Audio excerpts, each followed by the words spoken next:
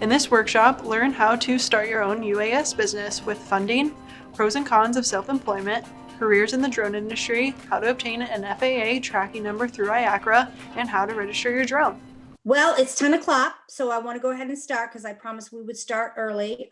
Again, welcome to our actually second virtual Know Before You Fly Your Drone workshop that is sponsored by the UAS Safety and Integration Committee. I want to thank our sponsors. Just to let everyone know, we are still looking for sponsors, and it's a great way of supporting the programs, the workshops, but we also share and have links. Anyone that sponsors our workshops, we will actually put their logo and a link on the website so that they know that you're associated with a program like this.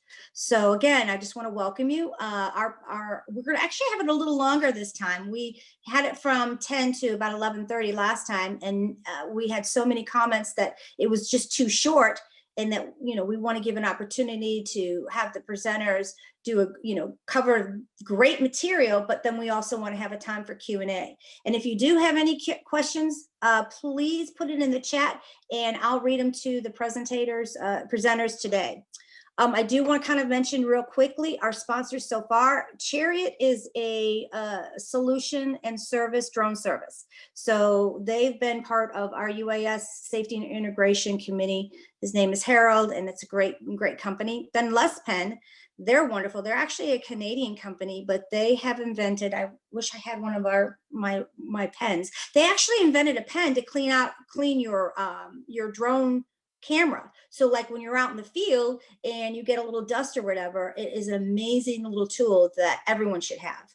And then Women in Drones, this is one of our presenters, Sharon Rossmark, and she has some really great ideas. But the big thing is it's about networking and working together, not just a woman, but the industry itself. Fox Fury, another great sponsor. Fox Fury, actually, now that we are going to possibly have the ability to fly at night, they're the #1 supplier of drone lights. So if you want to fly at night, Fox Fury has some wonderful products, lighting products that are very bright, but they also have blinking lights, which is one of the things that you guys are going to need is blinking lights if you're going to be flying at night, and also a spotlight. Then, of course, we have AUVSI, Lone Star chapter, Adrian Doko. He actually has been an amazing president, networking and getting that information out. He has a Facebook that he's invited anyone that's attending today. If you want to be a part or see what's going on with our local chapter, please tune in. So he's available.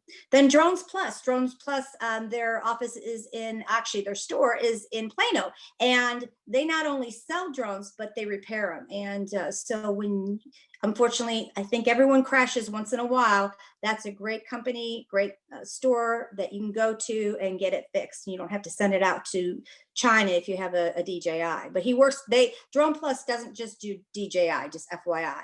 They work on many different drones and manufacturers. And then, of course, we've got Elm. That's with Evan Merelli, and he's also a drone pilot, but he also offers solutions and services. So if you have a need for a drone, you can contact Evan. He also is very, very well versed, and you'll see it when he has his session today, really well versed on rules and regulations and resources.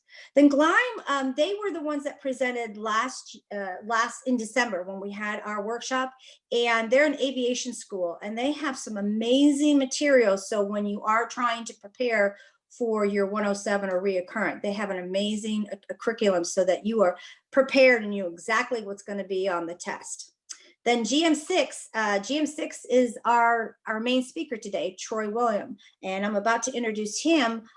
He specializes in 3D mapping and such. He was a police officer, and now he owns his own drone company, GM6. So he's wonderful. But I mean, we'll talk a little bit about him. I want to introduce him now.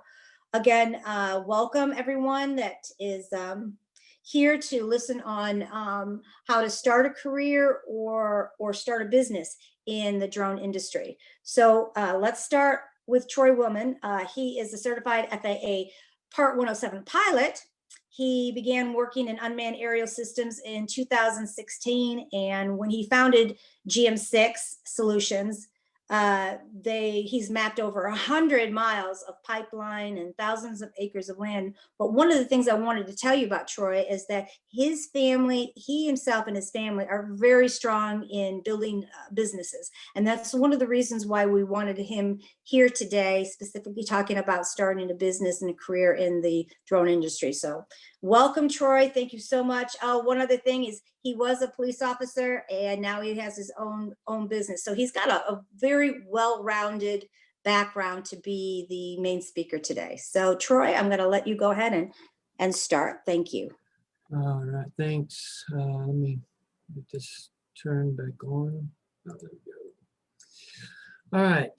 Yeah, thanks for that. I'm glad you talked about those sponsors because I didn't realize that some of them were there that did some of the things that they do, like the lights, Fox Fury. I was thinking, man, I could definitely, I've got a couple of projects I can use some of that stuff with.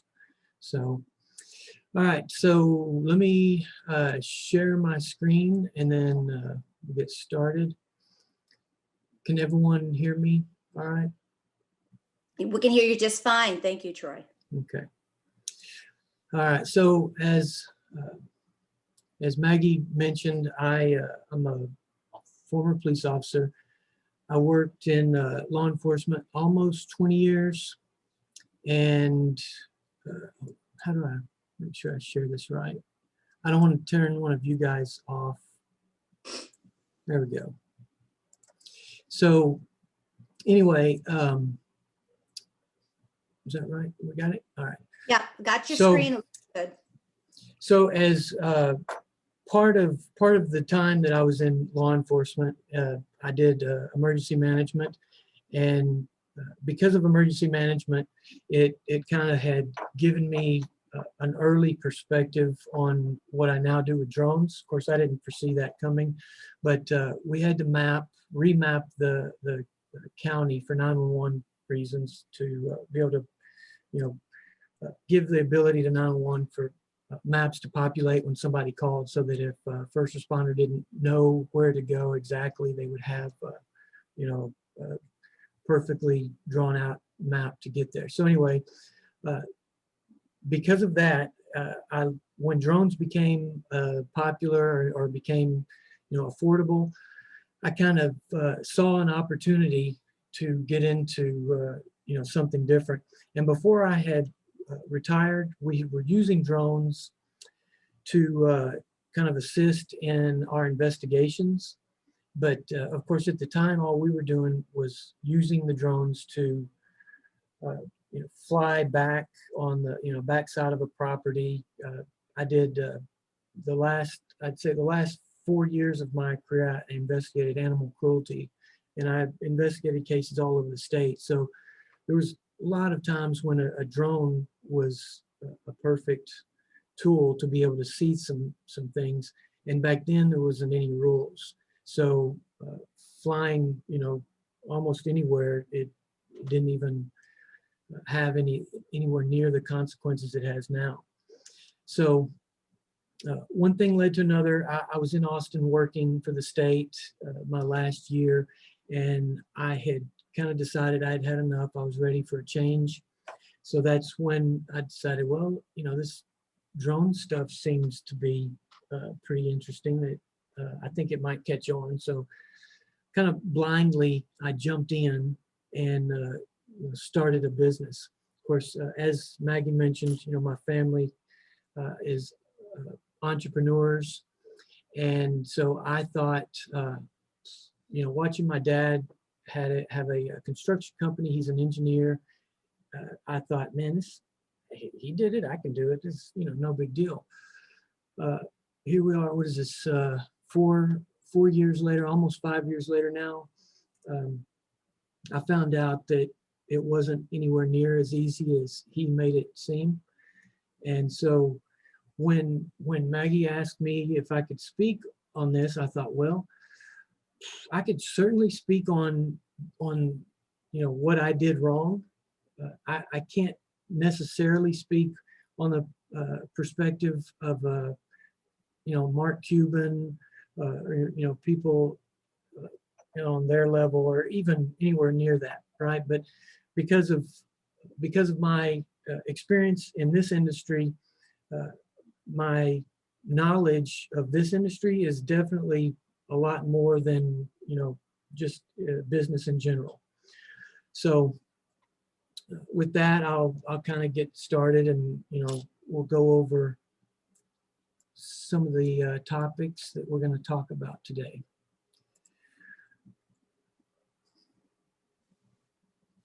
As soon as it changes.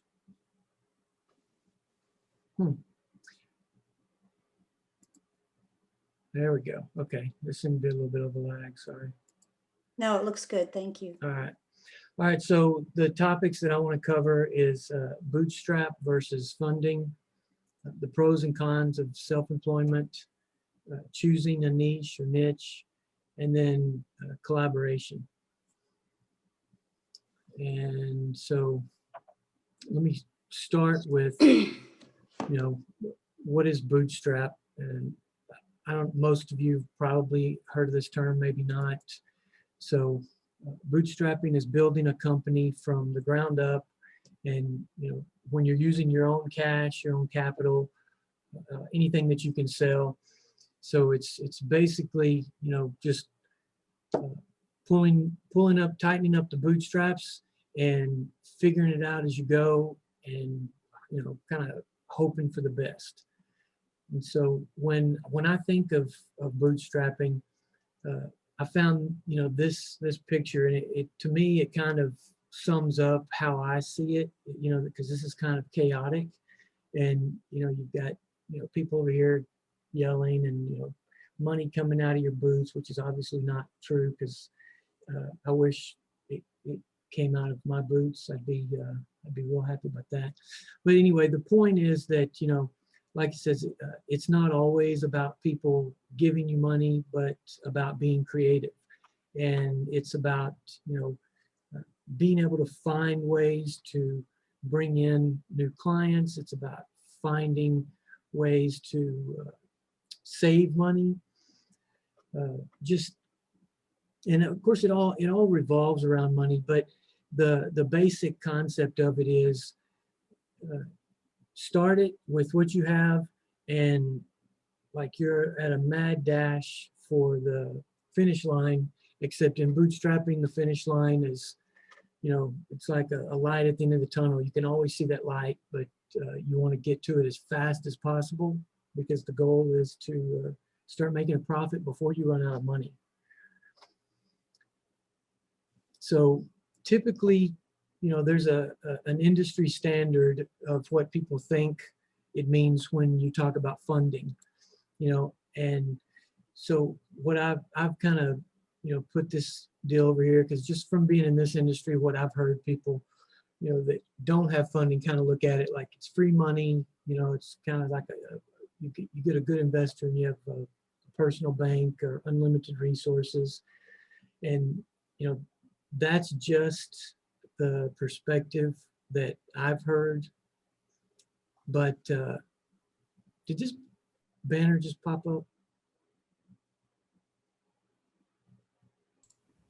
Yes, I think we may have lost your slides, Troy. That's weird. Okay.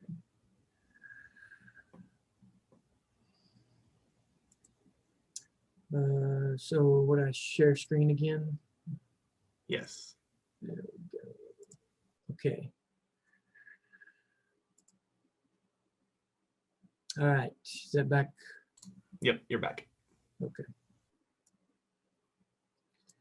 Do I have the right screen, Sharon? I can't see mine. Okay. You've got the funding, and on the right, you've got investors, free money, personal banking, and unlimited resources. Yeah. Okay, good. Mm-hmm. So here we go. You see my laser now? Yes. Okay. Yeah. So anyway, these items over here were kind of my impression, or the things that I've heard people say since being in this industry. And then over here, this is the kind of the pros and cons, you will, of what I think would be considered the industry standard. If you ask people that are consultants for business startups. And I mean specifically they consult for how to start a business, not specifically for a specific type or certain type of business. So, you've got on the, I guess the pro side, you have more, if you get funding, you have more resources, faster growth, and, the ability to survive in a competitive market. And then, your negatives would be rigid timelines, less ability to pivot to do the things that you want to do or think you should do, need to do, and then less financial discipline. So just to keep in mind, this is what I would say is probably what the average or common belief is between people that do this kind of thing for a living. My experience is a little different. And so when it comes to this industry, from what I've seen, the reality of it is that this area over here, I would mark this out, because I've seen companies that are well funded, and when I say well funded, I mean anywhere from a few $100,000 to several $1 million go out of business, and some not go out of business because they were able to get even more funding. And I've seen companies that have probably even close to 100 million in investor money just burn through it. And for me, there's a good reason that both funding and bootstrap have their advantages and disadvantages. But I would say the biggest disadvantage to funding would be this part. So less financial discipline.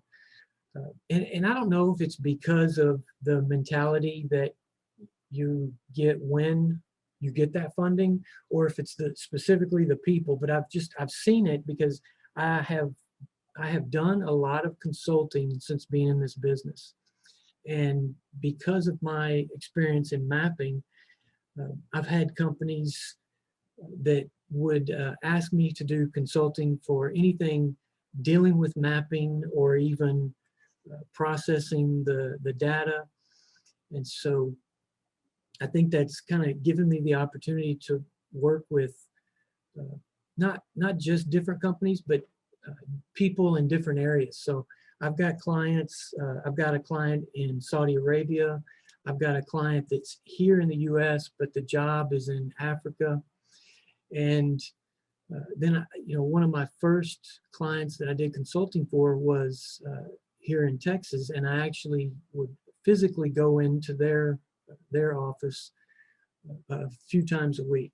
And just, I think part of the problem that I see in this industry is that because it's so new and there's so many opportunities, that there's people that are jumping into the market not knowing, I guess, enough about the market. And I don't think like any of us who are talking here today, I don't think any of us can say, yeah, we jumped into it knowing exactly what we were doing when it comes to the actual industry. Now, business, some people knew a little bit more than others, but there's just a certain amount of time that it takes to learn certain things, certain aspects about this industry. So I think for companies that are funded, I think they kind of are crippled a little bit with the not having to learn some of this stuff, but being able to outsource it and think of it as just a quick fix to a bigger problem.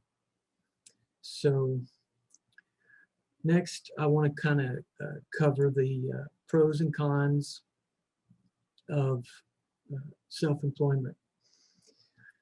And so really, and it's pros and cons of self-employment, but it really is kind of, I'm going to talk about, the difference between working for yourself or working for another company. So when I, when I talk about, so the pros and cons, so to me, some of the pros that I've come across, or I've kind of determined is that when, for you can potentially, doing this for yourself, you can potentially make more money than if you were working for someone else. Obviously, as it says there, one of the reasons is because when you control the budget, you control the bonus. Of course, as long as the money is there. I think the national statistics show that, the first 5 years are the most crucial in your business in a startup. And, I guess it could be said, and statistically I've seen this, but I don't remember if it was on an SBA site, but, and it's not necessarily true, but if they say if you make it 5 years, then you can consider yourself not a startup anymore, but also you're probably going to make it. But I think the likelihood is that you're going to make it if you make it that long. Of course, COVID, I think that's done a lot for a lot of companies, and even specifically in this industry, there's some companies that you could say they're recession proof, which is, I don't think it's true in anything, but a good example of that is there are companies that do inspections of power lines. Regardless of what the economy is like, power lines still have to be inspected, and it's still cheaper to do it with a drone. So anyway, that kind of thing, gives the opportunity to make money even when some industries are not making money. So then, another pro, of course, is that you get to choose your schedule. If it's, the difference between asking your boss for time off or telling them, I like to say, and this kind of hit me when I was doing some consulting for this company here in Texas. They had kind of told me, hey, we want you to start coming in, 5 days a week, and we want you to even consider moving your office into our office. We'll give you a space. You can keep your other clients, do what you're doing, and we just think it's going to be easier for us to do what we need to. And so I was thinking about it, and I thought, well, that sounds to me like I'm going to be an employee, but without the benefits. So I said, the difference between contracting or self-employment and being an employee is that I can, as an employee of somebody, I can go in and say, hey, boss, I would kind of like to go on vacation in a couple of weeks. We're planning this thing, blah, blah, blah, blah, blah, right? As a contractor, you can go in and say, hey, Jim, yeah, we're heading to Colorado next week. We're going to go skiing. So just to let you know, we're not going to be around. But if you need anything, give me a call. They can, not like it, but that is a huge benefit, I think, to being self-employed. And I can't tell you how many times when I was in law enforcement, I said, hey, can I go on vacation? One time I was supposed to be in one of my relatives' weddings. And they said, no, sorry, we've got, people are out already, and people are sick, and, things going on. So I didn't get approved.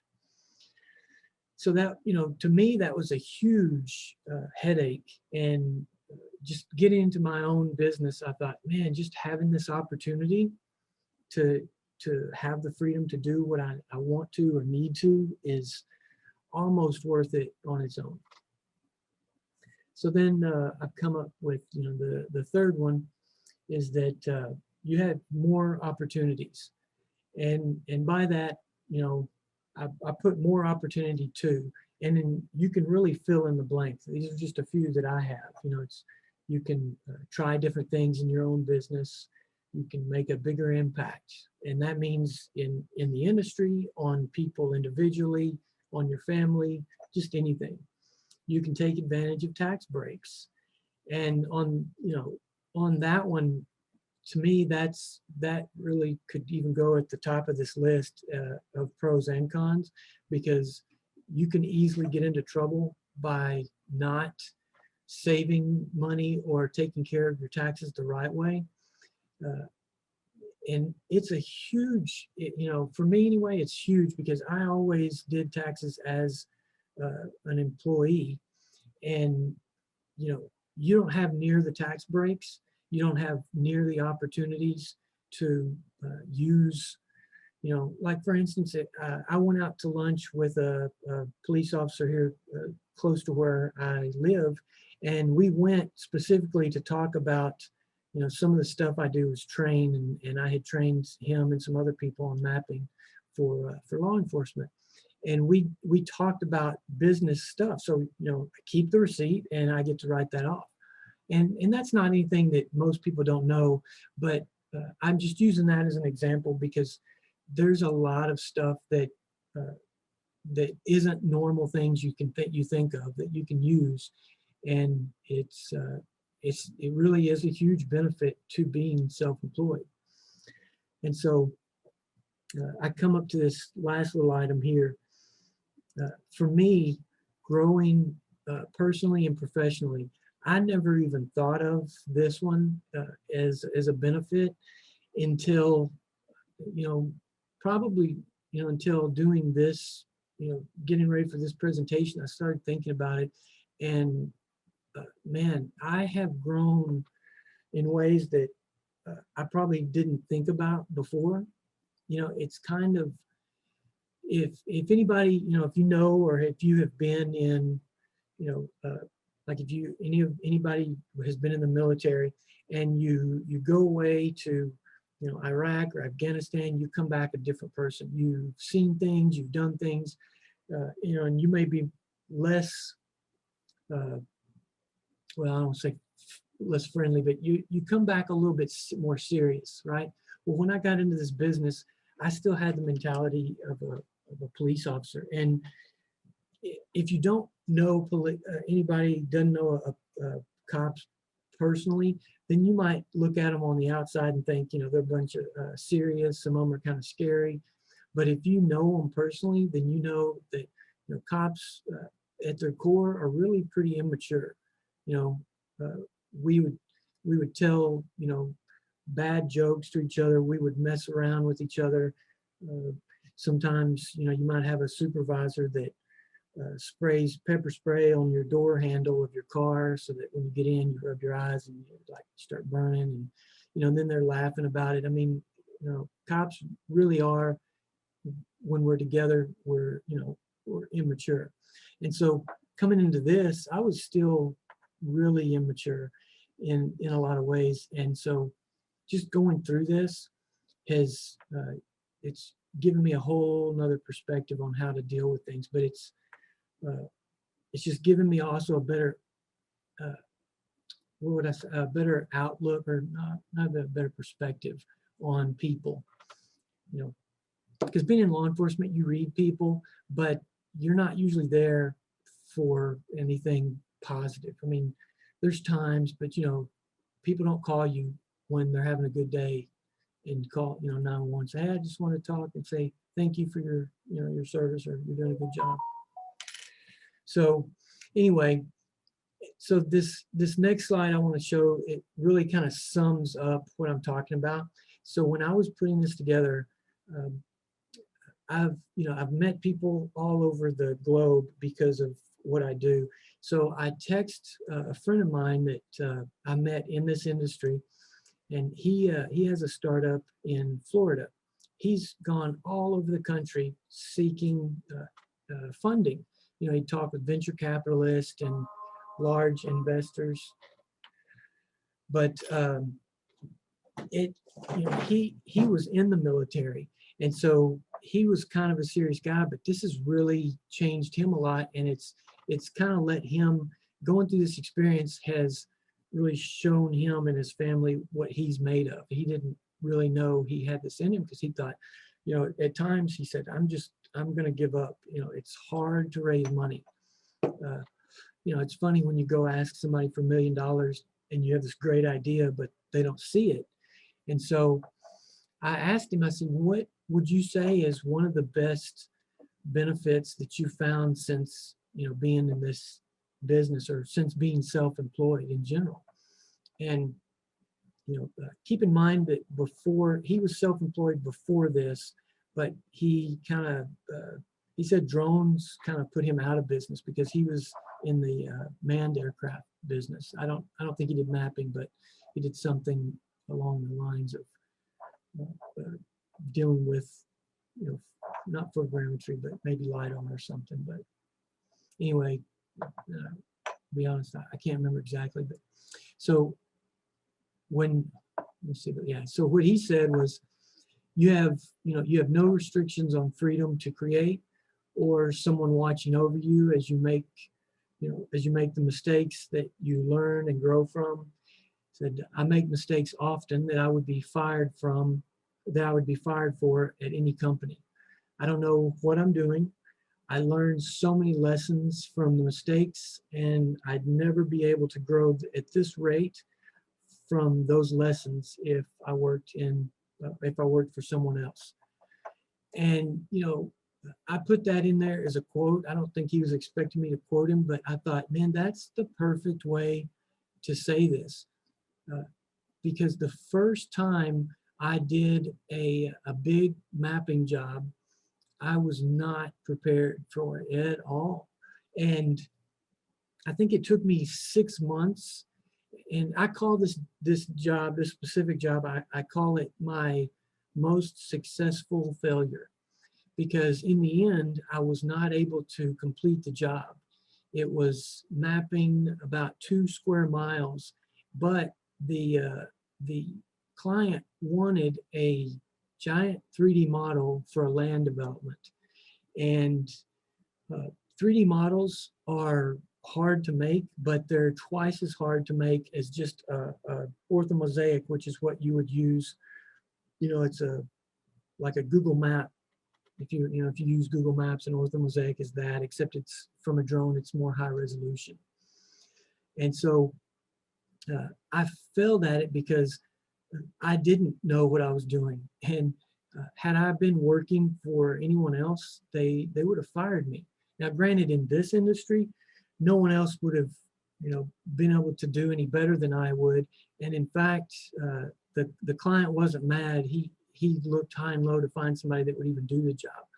And in the end, he found a company that is one of these companies that was probably like a lot of the big ones, and they're still here, but they were funded with millions and millions of dollars. And it took them, I think he said they finally got it right in about 3 months. And so, you know, it's bad to say, but that kind of put a smile on my face, because I thought, man, I'm not as behind as I thought I was. Because, you know, you feel horrible when you can't complete a job, and especially when it's a first, you know, big job. And of course, the client was, I can't even tell you, but I'll just say this, that the client that had hired me on this job, he was in an industry different from any of this, but he sold his business that he had built. He sold it for $900 million. And before I went to work for him, you look up, you know, all this stuff on him, and you're thinking, wow, if I do a good job for this guy, he is definitely going to help out my business career, my company. And if I fail at it, well, that could be the end, right? But this guy, he was extremely kind and understood, but it taught me so much that I would never have learned before. And as a matter of fact, that job, the data from it, the pictures that I took, I want to say there was about 4,000 of them. And over the period of 6 months, you know, I would go back and reshoot all these images. You know, just every time I went, it was a 1 to 2 day project, and I would go back. And so I had just thousands and thousands of images, and I would continue to process these images to make them into a 3D model. And even though, you know, after the job was done, I wasn't going to get paid for it, but it was, to me, it was like, I have to do this. I'm not going to fail. And so that job projected me into where I'm at today, which is not only do I fully, well, I don't want to say fully, but not only do I understand the process extremely well, and I don't want to say fully because I'm still learning, even today, I still learn things, but I have a huge, just,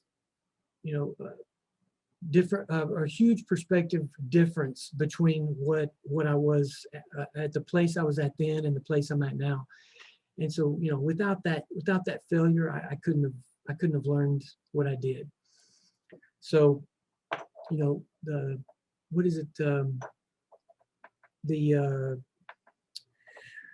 I just lost the name of it, but the kids, when they're learning, crap.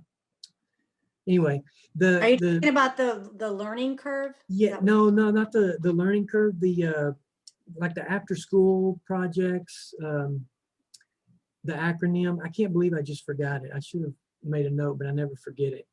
But anyway, there's an after school program. These kids are learning to do things by making mistakes. I keep wanting to say SCORM, but that's a learning management deal. Anyway, the goal with the way that they're teaching these kids is that they're letting them make mistakes. And that's one thing that I learned from just having my business. I'm really hard on myself when I do stuff because I want to do it right. And so that tends to make it where I can be hard on someone else if they're working for me. Now I wouldn't go in, yelling at them and you screwed up, but I kind of want and expect, people to do their best. And so anyway, I've learned that, it's okay to make mistakes. And in fact, it's good to make mistakes because that's how we get better. This thing's blinking. Did I get cut off? No, you're still on. We still have your quote.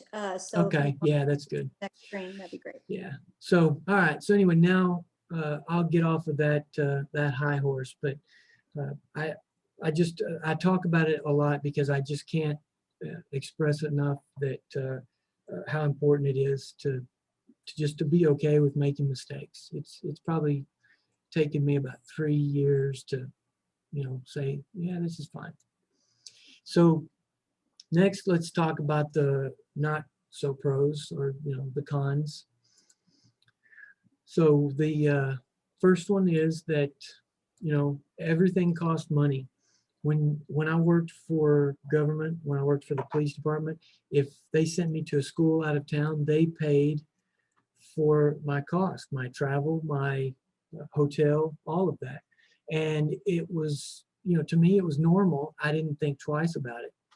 Well, when this one really hit me the most, I had done a crime scene. I do some crime scene reconstruction using drones, and I had done a job for a county down by the border, and it was taking them quite a while to pay. And so at one point I had to tell the prosecutor, I said, hey, I get that you don't quite have the same problems I have, and my problems are not your problems. But when it comes to paying my bills, I pay for everything. I pay for the travel. And if you're not careful about how you handle your budgeting, that can be an issue. So, this one, again, this is one of the things that was, for me, it was an issue.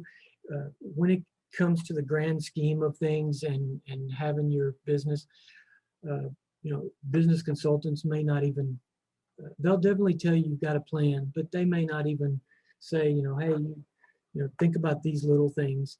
But it can be huge because you know, talk about insurance, you think about the replacement costs of equipment, and I've seen people operate with one drone, and that's extremely dangerous. I can't tell you how many I've lost. I think I've had probably about 4 crash on me since getting into this industry, and you know, sometimes it's at a really bad time. The timing for it can hurt you, and it hurts anyway because these things are not cheap. But you know, there's times when it's like, well, that really stinks, and it's not a huge hit to your pocketbook. But you just, you know, you have to think about that and plan for it, and then, you know, try to keep moving. So another one is that think of, you know, minimum wage. I don't remember working for minimum wage except, you know, maybe when I was in high school. And now I'm like, wow, I wish I made minimum wage sometimes, because you work so many hours when you work for yourself. You know, I think I easily worked 80 hours a week. I was telling Maggie earlier, you know, I was up till about 3 last night working on a project, and that's, I mean, it's not typical that I'm up till 3, but this last week or so I've been just trying to get a project done. And so, you know, I easily work 7 days a week. And although I have a drone service, you know, company, or primarily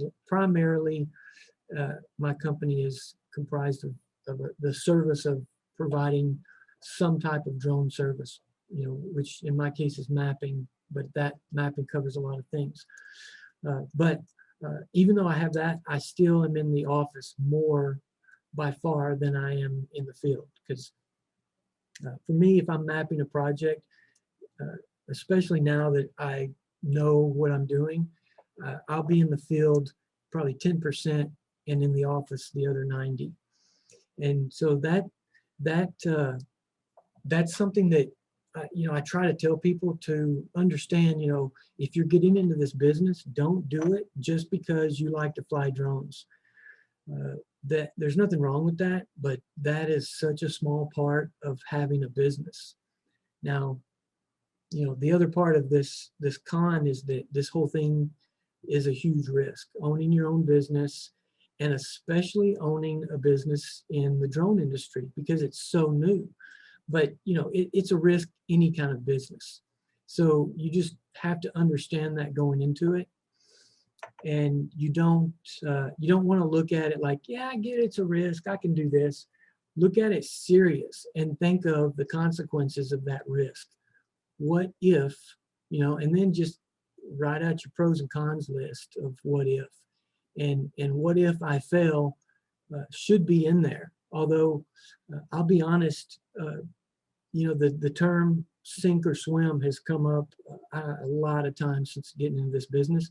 And honestly, for me, the term has been, I'm going to swim. I don't have a choice, because for me, sink, it's not an option. And I don't say that, you know, kind of like, I'm going to make it, I'm going to do this. I mean, literally, I retired from law enforcement, and I did it at an earlier age than I could. I didn't finish my 20 years. So that means, you know, my retirement won't be for a long time.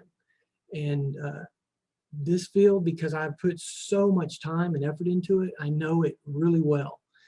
And so I don't have a choice. This is it. It's this, or, you know, go work at a fast food place, or, you know, somewhere that you're not required to have a specific skill that you had to spend a lot of time in training for. So anyway, the next one I put is, no matter how hard you plan, you know, problems that you didn't plan for still occur. This one was kind of a big one to me. It goes along the lines of, you know, your drone crashing, and there's a lot of reasons they crash, but which, you know, we won't get into, but it's not always operator error, but a lot, if not if not most, can be attributed to maintenance, but there's other outside reasons. In my case, at least 2 of mine were my fault because they were maintenance issues that, I didn't know, I didn't listen to, just I should have maybe read those little safety booklets that come with the drones, but getting into it, it's like my friend said, I don't know what I'm doing. And so at the time, it was kind of like, I had no clue that these little toys, had these batteries that could just quit on you. And, it goes back with everything. There's so much to learn that you can't imagine, what you can easily not think about when you're planning. So, but, when it comes to planning, just, remember not to panic. The challenges will be hard, but at times, or they'll be hard, at times, but try not to panic because that's not going to help. So although you may not feel like it, I think that even though, this has kind of become a motto of mine that I think that's desperation breeds ingenuity, but panic breeds failure. And so the reason I put this in here is because, you're bigger than the problem. So when and I speak on this because I panicked so many times early on. I had a $3,000 airplane that I had just bought for that job that I failed on, and I crashed it the first time I launched it on the job. I was sick. I think I didn't have the flu, but I was sick. It was the winter time, and I was like, I got to get this job done. So I was dizzy. I launched this plane, and it just takes off to the right and hits a tree.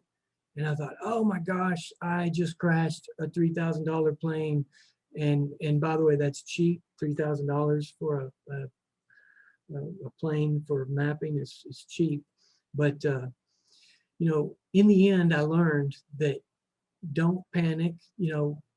But the desperation of having a business, and I bootstrapped it because I didn't know any different.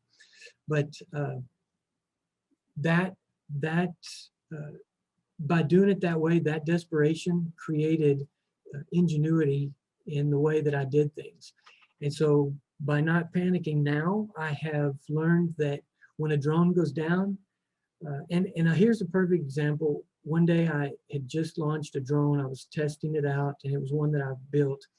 And I can hear it. And I turn around because I'm looking at the computer because I wanted to monitor, some of the readings that were coming out. And all of a sudden it got quiet. And I just remember thinking, well, crap, there goes another one. And of course I turn around and you don't see it, and I had to go look for it, and it crashed. But it was kind of like, well, that sucks. But you know what? I didn't panic, and it was okay. I went and picked it up, put it back together, and not that day, of course, and I survived. So they say what doesn't kill you makes you stronger. Well, that sucks, but it's true. So anyway, I'm gonna get off of that one too, but just keep in mind that if you haven't been in business before, bad things happen, but again, it's okay.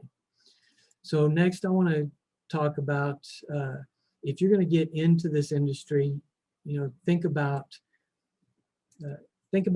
what are you going to do. This is like even though it's a new industry, it's like anything else. It's still a business. So just like doctors and lawyers, doctors and lawyers, they don't just heal people and defend people in court. They have specialties. And so, to me, you got to think about, what can you do well? What do you like to do? For me, when I started in this, I thought I can do mapping because I understand it from when I was, doing emergency management. As it turns out, I was completely wrong, and it's completely different. But I didn't know that at the time. But it still came back to the, what do you like to do? So I like to figure out problems. If I'm not solving a problem, I will get absolutely bored. And so the first half of my career I spent in patrol. And after, I don't know, after a few years, I remember driving, I don't think I was chasing somebody, but I was driving, lights and sirens to a call. And I just remember thinking to myself, is this it? Is this all there is to this job? Because, driving even 100 miles an hour, it just wasn't that fun. It didn't give me a rush. And I got to serve some warrants with task force guys, drug warrants, and you go in with them after they kick the door in, and you think, wow, that's going to be exciting. And after a while, to me, that just wasn't fun. And everybody has their thing, right? It's what do you do that you like to do? So the second half of my career, I did investigations, and that's what I loved to do. I solve problems, and if I can solve a problem that's a little difficult, that makes my job, to me, that's fun. I like that.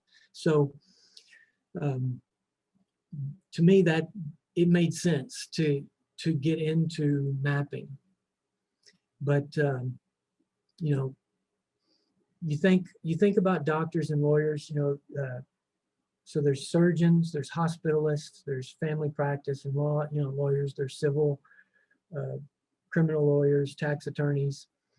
So if you do what you like, and this is something I was told when I was, I think, a rookie cop, but if you do what you like, you'll never work.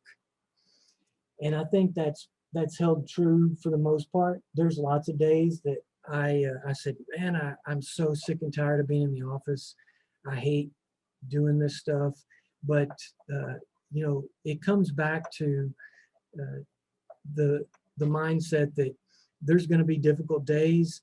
And by and large, if you like it, those days are going to be offset by the days that are great.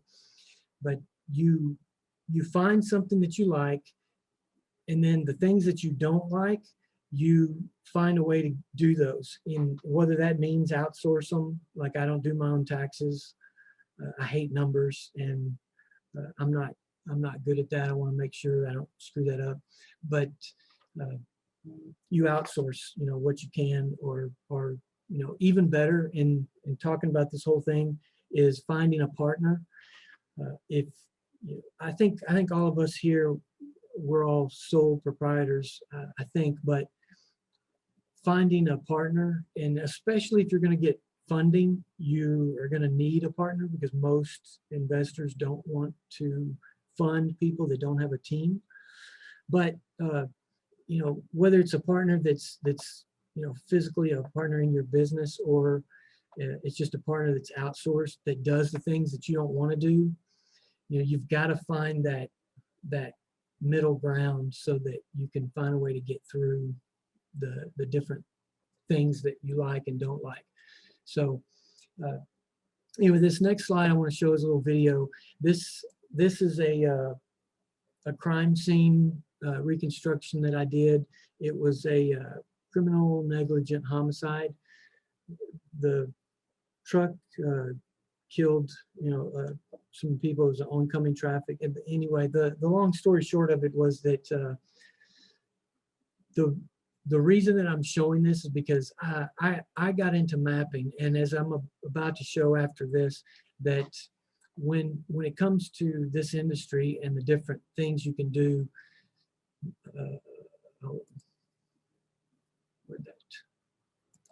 oops, sorry. So when it comes to the different things that you do in this, mapping actually covers more than just making a making a 3D model or an orthomosaic. Where is my,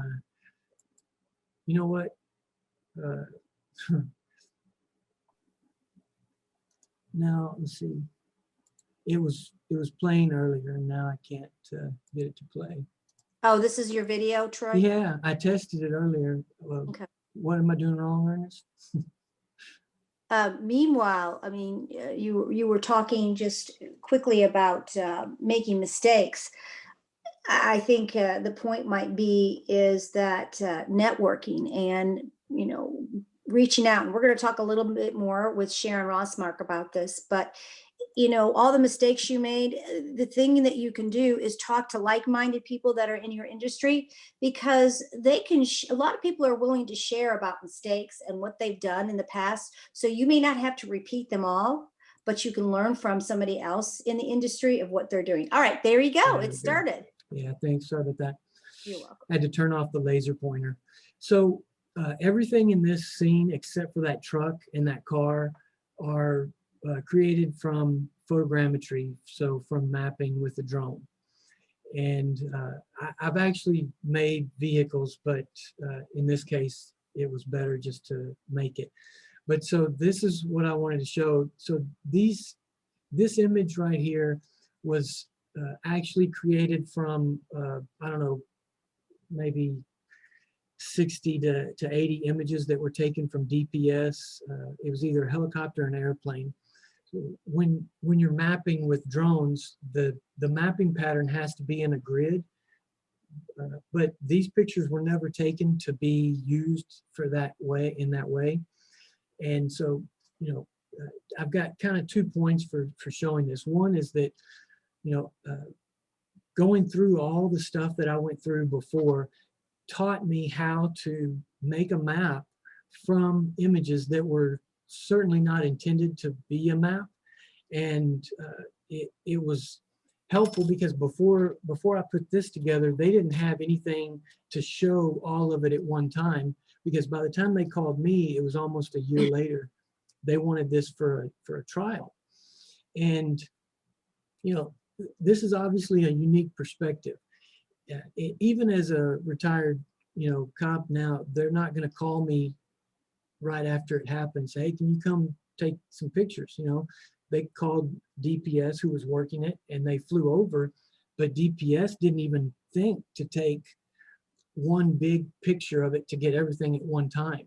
So in this industry, you know, which will bring me to the next slide. In this industry, there's all types of things that you can get into. You have to decide what you want to do, what you are willing to learn. But this is when I was putting my business plan together, I had found, you know, some other information. So this actually came from a company that that's you upload your data after flying a mapping program and they stitch it together. But it showed the growth in the industry. My point to it is, if you look at the top, it says all except for real estate require some level of mapping. So because of my mapping background, or what I've learned over the last several years, I can and have been involved in all of these different fields. You know, surveying, obviously, because that's the primary. Even agriculture, though, you have to map the crops to look for crop health, and that's a whole other thing. But it's still a mapping. And so no matter what you do, even in inspections aren't in here, but even in inspections, there's a lot of mapping involved, because like I've mapped cell phone towers, and you'll make a 3D model of a cell phone tower in some cases, so they can use that to make measurements. So one thing I wanted to ask is if y'all are able to put in the notes, think of, if somebody can, or a few of you can type in there, one thing that you think of a drone can inspect. So, like, if you can give me an example of something you think of that is a place that a drone could go, that a human can go, but there's some level of danger or potential harm to get hurt or killed. So where is the... Dawn said electrical towers. is a There good you go. example. Yeah, perfect. So that's really, and that's really the point to this. So if you, this is, to me, this is the best part of this whole industry, is that if you think about, what could I do in this industry? Well, that's the key question right there. What can you do? You can do anything you can think of. Be creative, and you might just find a new niche. Because when I was in law enforcement, you can't think, what could I do as a cop that's a little different? Yeah, I could go do something that is not traditionally done, but can I do something that's not ever done? Probably not. And so it just opens the possibilities to a whole lot of things, not just making money, but being able to, kind of make your impact and do something that you enjoy doing, inspecting buildings, windows, solar farms, bridges.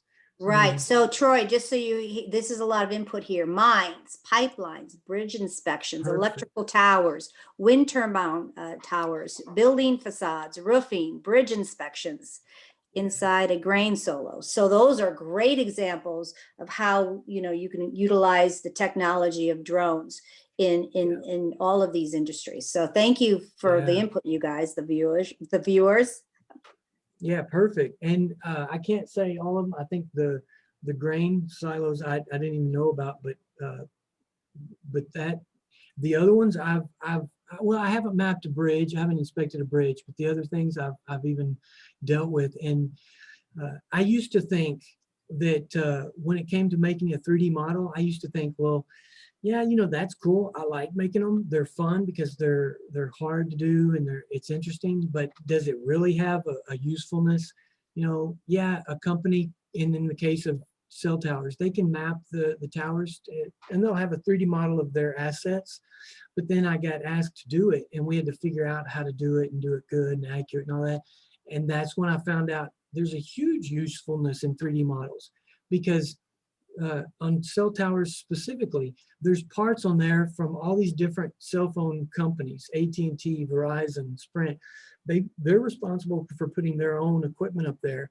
And when they leave that tower, or they hire a new contractor to replace parts on it, there's so many manufacturers of the different parts. They measure in different measurements, So one thing we found out from that was that you have to know what those parts are, in the manufacturers, so that you can then go order a replacement. And that was a huge savings, to be able to map that and let the engineers figure that stuff out, so they didn't have to send people out and up those towers. And so it saves people from getting hurt, which saves insurance. Those companies pay a lot of money for workman's comp. So anyway. Mm-hmm. So the one thing that I wanted to add to that, Troy, is, and you mentioned this, but, with the drone, you have, you can access the image a lot easier, and you can give them an image that they may not, necessarily be able to get a hold of. And then, of course, diminished risk is another big thing that a drone can provide. The convenience, in a lot of these cases, the job can be done in less time. And so those are all great factors when it comes to using the drones in these listed industries. Right. Yeah. And I should have hit the button. Drones can survey, analyze, and inspect 10 times faster than humans. And so if you think about it, it just makes sense.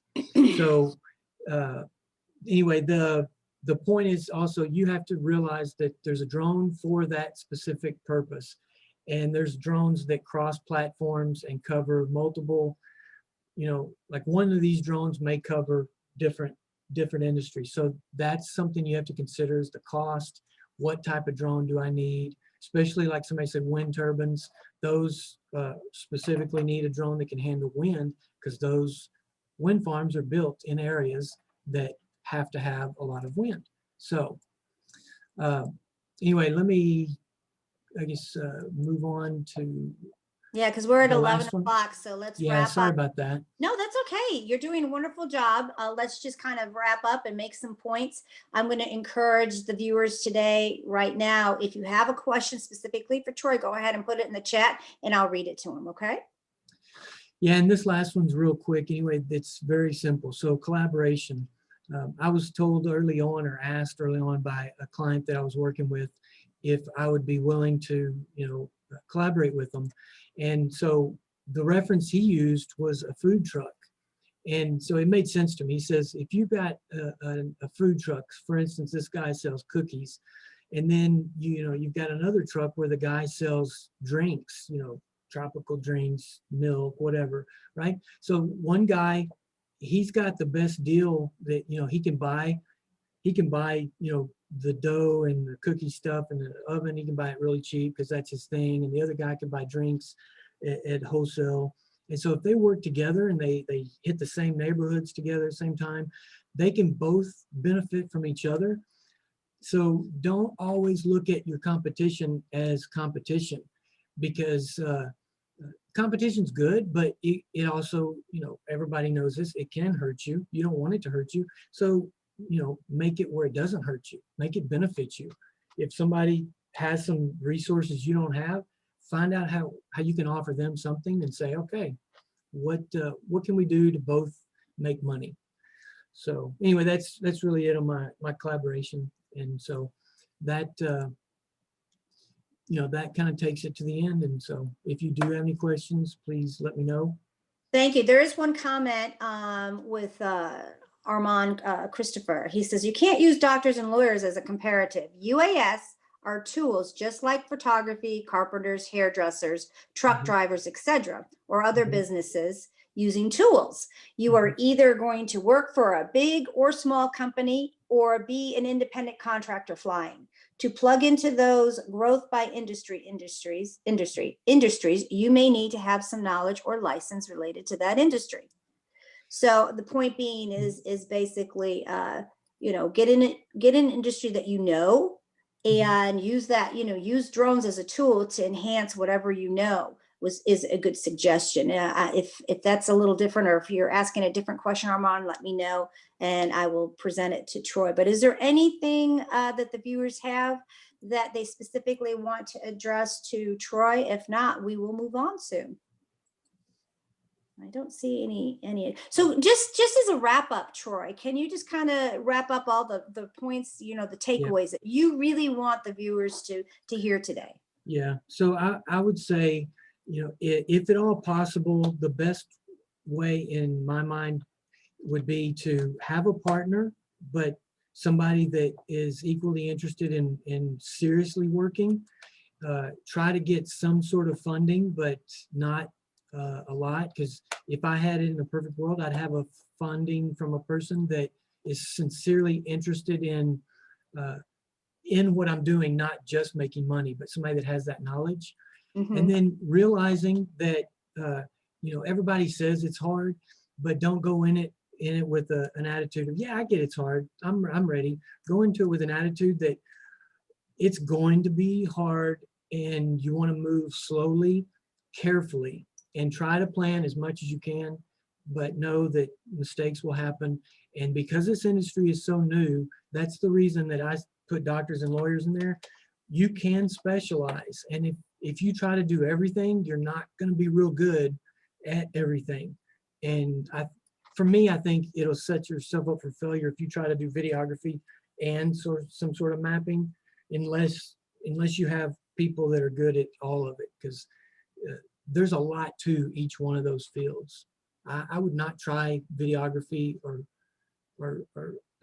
photography, because I'm just not near as good at it as I am with mapping. So Troy, one of the question is, if you've never had a chance to operate a drone, is it possible to rent a drone to play around with before you make a buying decision? Yes, it absolutely is, but I would even suggest going on Amazon and buying a cheap drone. They have them ranging from $50 to $200, preferably a $200 one with GPS on it, because that's going to be more like the commercial drones. And you can find those all day long. Right, right. And also, I wanted to suggest that, and we're going to talk a little bit more about this, working in networking and joining clubs and organizations locally in your area. A lot of times there's going to be some fly time and they're going to invite people out to come and fly. That's a great opportunity to come out, see the different drones and see, the operators there. And, if you start showing up to these once, especially when the COVID stops, but when you start showing up to these events, it will give you opportunities to fly before you really make a decision. And then another question, Troy, is what is your go-to drone for most of the mapping work that you do? Well, that's interesting. And I hate to say this, but most of the time it's been a Phantom 4 Pro. But I made a drone and I am getting that where that I'm going to depend more and more on that because it'll carry a Sony mirrorless camera, and there's a lot that goes into mapping, but it'll carry an actual camera, and so I think that'll be better because I had a plane that when that plane went down permanently, this one will replace that. Great. Well, I just want to let everyone know that we can continue asking some questions in the chat.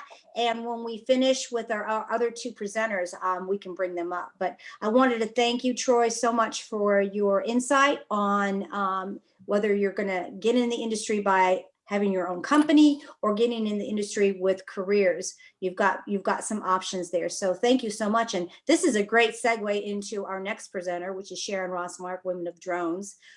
She is the CEO for Women in Drones, which is a great, quote, networking and support for each other. And I think this is a great way to go ahead and invite Sharon to join us now. And again, if you have any questions later on, we're going to have some Q&A for all of our presenters. So Sharon, are you there? I see Sharon. Are you there on your mic? Go ahead. Yes, I am. I'm just trying to bring my screen up so I can get into. Well, welcome and thank you again for sharing your insight. Thank you. Can you see my screen? Yes. Okay. Let's see if that changes over to the slideshow. Has it changed? It is blank right now, but there we go. Looks great. Great, thank you. You're welcome. Okay, so you can see the full screen, or do you see my speaker's notes version? I see, how you've got the speaker notes. Yes, it's okay. So let me just change that over. And remember, viewers, put your questions in the chat and I'll be happy to share them after Sharon's presentation and Evan's presentation. Okay, go ahead. Do I have full screen now? Yes, full screen. Thank you. Well, welcome everyone, and thanks, Troy, for your presentation. It's great to be a part of this session again. So today I want to share with you the growing opportunities in the drone industry. My colleague Troy just shared his perspectives about being an entrepreneur in the drone industry, and I want to take a few minutes to cover a few of the key ways of finding opportunities with the drone industry if you're interested in at least starting off as an employee, or if you're currently working in the industry and you're looking for new careers. To do that, let's just take a moment though to really talk about why this is a great time to come into the drone industry. That's because it is the fastest growing segment, a sector within aviation, and the projections are by the next few years over almost $130 billion in terms of the commercial growth. So that in itself is saying now's a great time to jump in. And drones, as many of you may already know, are being used in a variety of industries. In fact, let me just go to the next slide.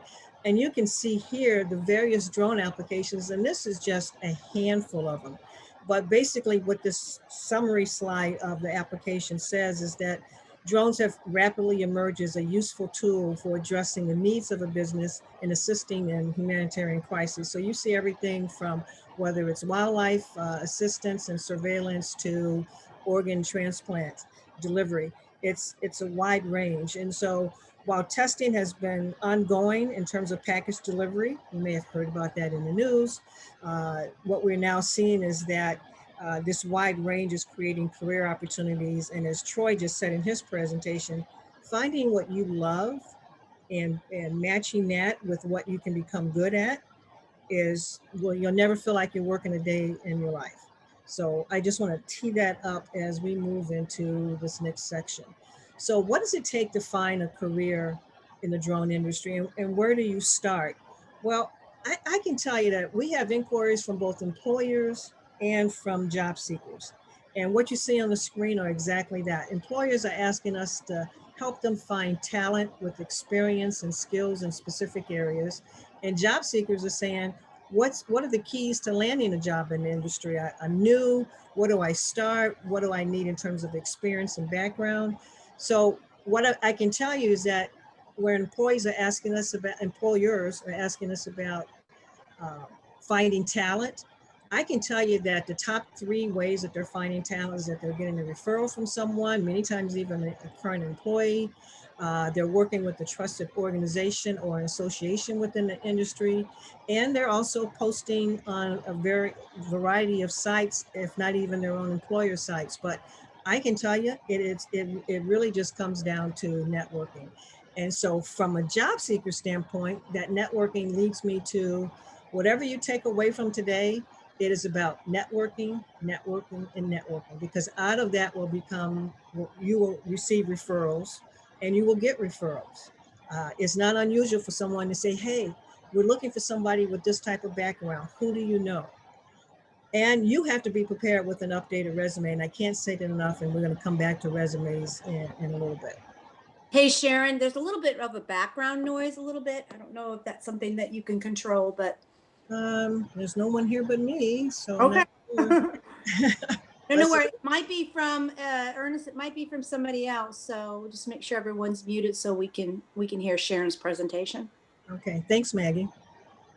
So again, from job seekers, they want to know what's the key, and I would say your takeaway from this it's all about networking. So let me spend a few minutes talking about networking within the drone industry. And just to tee this up, networking in the drone industry is not much different than quality networking in any other industry. And the key to successful networking is about developing quality relationships. It's not about the number of relationships. So having something to offer that is well crafted for others to understand what you're looking for. In other words, what is your ask of them? And have it in an elevator speech. Don't be prepared to try and download it all when you walk up to them. So let me spend a few minutes to talk about 3 organizations that I feel may be worth pursuing in terms of your interest in networking within the industry. So the first one is Drone Service Providers Alliance, a fairly new organization launched in 2020 by Vic Moss and Kenja Segura. They are highly respected drone pilots within the industry.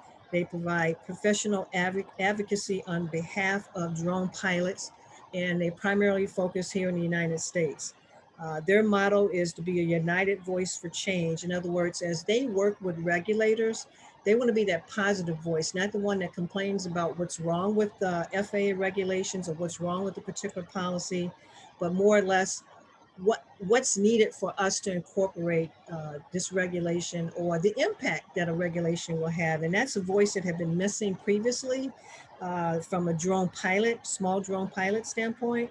And so what I love about those guys is that they are strictly a volunteer-based organization, and they're there to be the voice representing professional drone pilots. They do have a membership fee that ranges from $5 a month for students to $20 a month for commercial pilots, and then they also have corporate memberships available. Another one, which many of you may have heard about, is AUVSI, Association for Unmanned Vehicle Systems International. As their name says, they are an international organization. They've been around since the early 1970s. They have about 7,000 members, and they do host an annual industry conference called Exponential. And it's a great opportunity to meet with people from all over the world. I think they have memberships from about 60 countries, and they do represent the broader, what we call unmanned market, rather than just the aerial side of it. So much larger organization. And I know many of your listeners or watchers today, viewers may be from Dallas. There is a local chapter there in Dallas, and I did see some of the chat earlier that you were referencing that. One that's not mentioned here on my slide, before I move to the next one, is meetups. Before the pandemic, there were a host of meetups all around the country. So hopefully when we move into a post-pandemic world, those will come back. And then the next organization, I could not leave this conversation without talking about Women in Drones. We were founded in 2017, and we're a global organization, and we primarily focus on promoting and highlighting women in the industry. We provide networking opportunities. We have a career center, educational programs, and drone flight services. And I want to emphasize that while we do promote the efforts and the existence of women in the industry, we're not exclusive of men. In fact, it's a running joke because our male membership has been growing, that the MEN in women mean that men are also welcome. So if there's any guys out there wondering that this conversation is only for women, that's definitely not the case.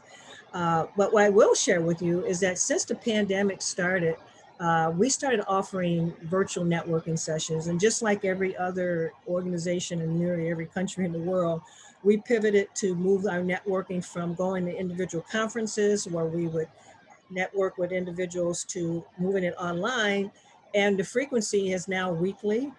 We have spotlight speakers, and then we have small group breakout sessions where we talk about best practices. We currently offer a session here in the United States, and because of the limitations on the time zone and due to international interests, we're now expanding that.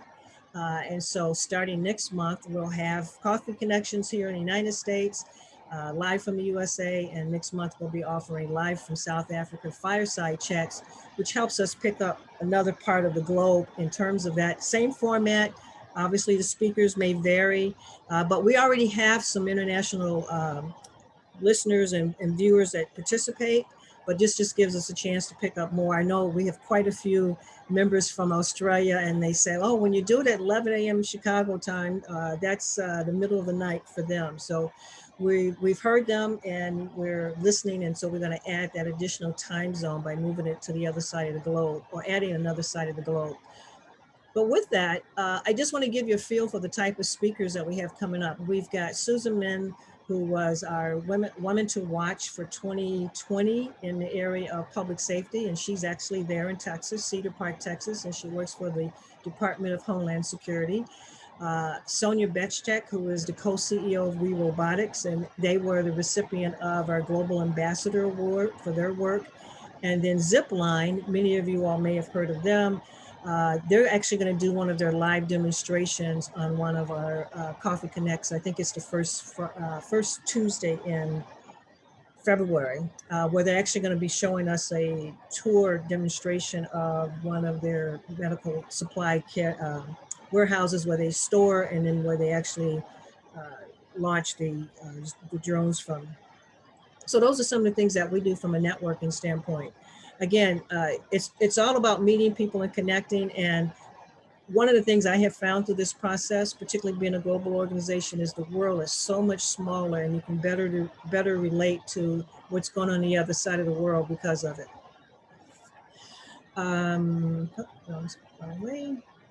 So when it comes to networking, I also wanted to take a few minutes and talk about industry conferences. I've identified 4 here that I think would be great for you all to be aware of. If you're not familiar with the Energy Drone Robotics Coalition, they actually are based out of Texas. They have a number of conferences throughout the year focused on the energy sector. So this is a great, following up on one of Troy's comments, this is a great conference where, because they focus on oil, gas, and the energy space, that if you're in that space, this is a great conference to attend for networking. And then you've got Interdrone and Commercial UAV, and both of those conferences focus on the commercial drone industry. And they have opportunities to network at their conferences, focused for business professionals to connect with manufacturers and suppliers. And then the last one on the screen is Airworks, and that's run by the largest drone manufacturer, which is DJI. And they also focus on the commercial market, including suppliers and vendors. So again, we try and attend all of these in any given year. With it being pandemic for the last year, we've gone to all 4 of them online. But once we get beyond that, I'm sure that you'll be able to select one, if not all of them, to attend. It's a great opportunity just to meet and connect with others in the industry, and that's going to be so invaluable, having those contacts once you start launching, particularly if you're going to launch your own business, as Troy talked about. So let me switch gears now and talk about about career resources. What's available to you to help you either, again, jump into the industry and or pivot and make some changes if you're already in the industry.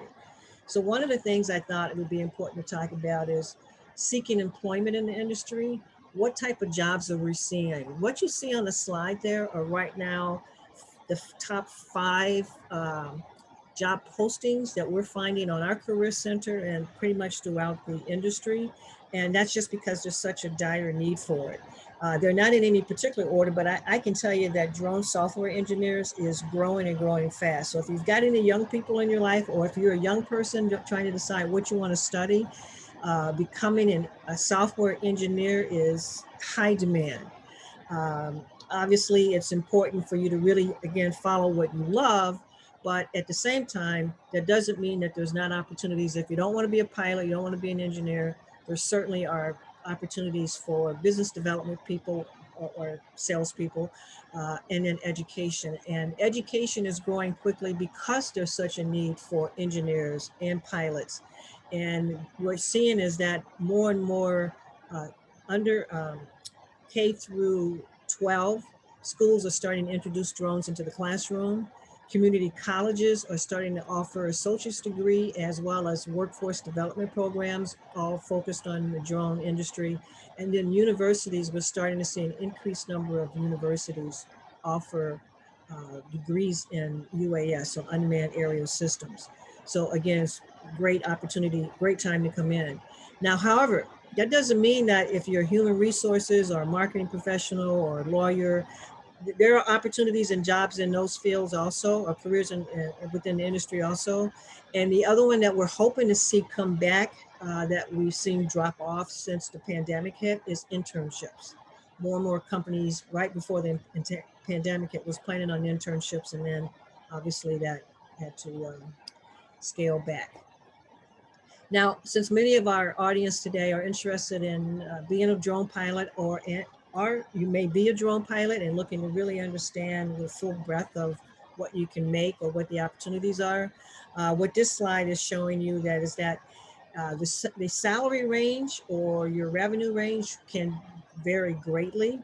And what's really driving that is your level of experience.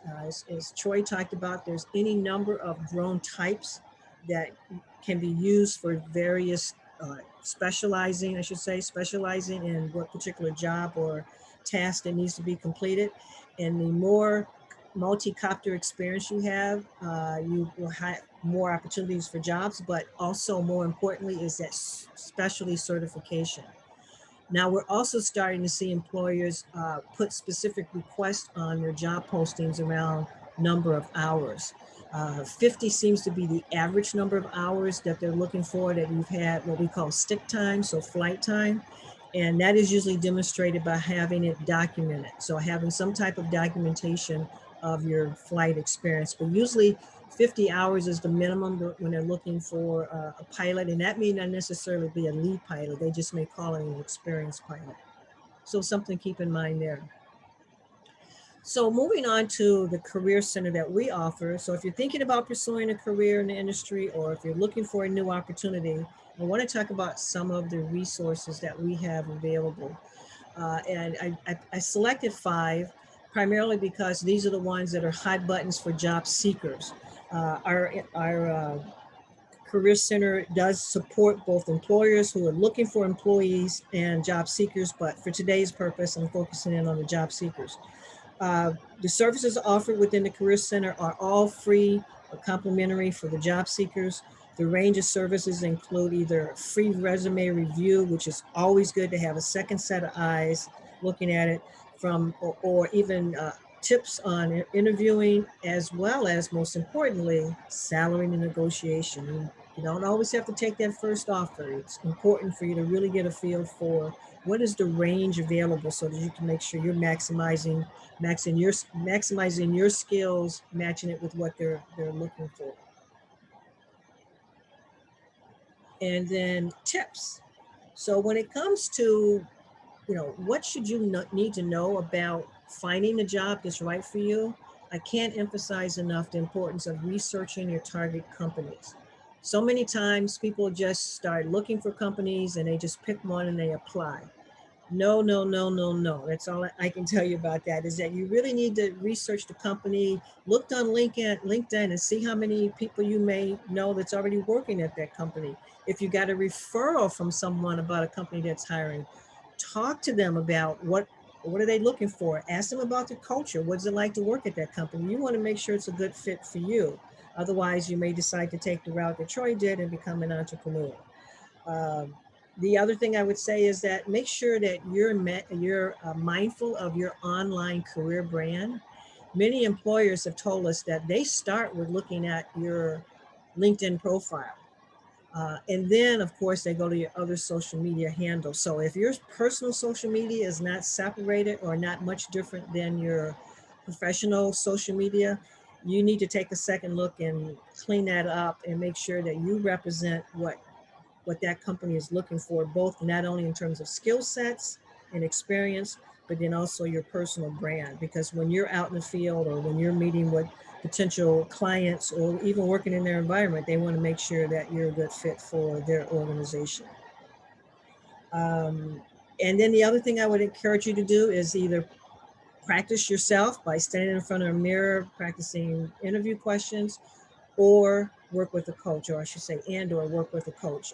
Coaches can be invaluable, or if you know someone that can give you that critical, honest feedback, not give you what you want to hear, that would be important. And then the last bullet there about cultivating your network, that is so important, because sometimes just having someone place a very good word for you may give you a leg up on a competitor who may be also looking for an opportunity in the field or for the same job. And then as I close out, let me just cover with you a few sound bites around an opportunity to win of $100. We just launched Thursday of this week, so 2 days ago, a resume upload sweepstakes. And you may ask, what on earth is a resume upload sweepstakes? Well, it's exactly that. It's a chance to win a $100 American Express gift card. All you have to do is upload your resume into our Career Center portal, and you have until April 14th, actually says March 14th. I'm sorry, that's a typo. It's April 14th, as it said right here on this screen, April 14th, to submit your resume, and it's just gonna be a random draw. Our Career Center is ran by a third party, so they're taking it, and then they will just do a random draw and give us the winning name on April 14th or thereabouts, actually probably April 15th or thereabouts.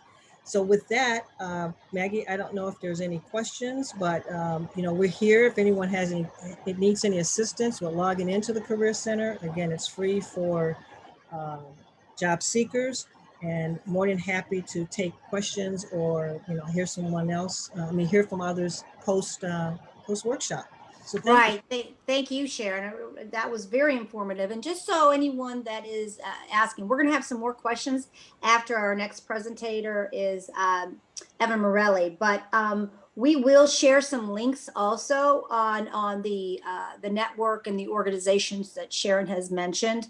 Again, I think your opportunities are fantastic, but to know what those opportunities are is by being members or being involved in networking with organizations, and also like the Career Connect. I think that's a great opportunity, and especially for an individual to put your resume on this for free is a wonderful service. So let's start with Evan Merelli. Again, his company is called Elm Aerial Services. He's also a drone pilot, a drone instructor, but his company works specifically on solutions and services. So welcome, Evan. Thank you so much. And again, Evan is one of our repeat speakers along with Sharon Rossmark, and they address the topic of the workshop. So we appreciate everything you contribute, both Sharon and Evan. So Evan, again, welcome, and you're on.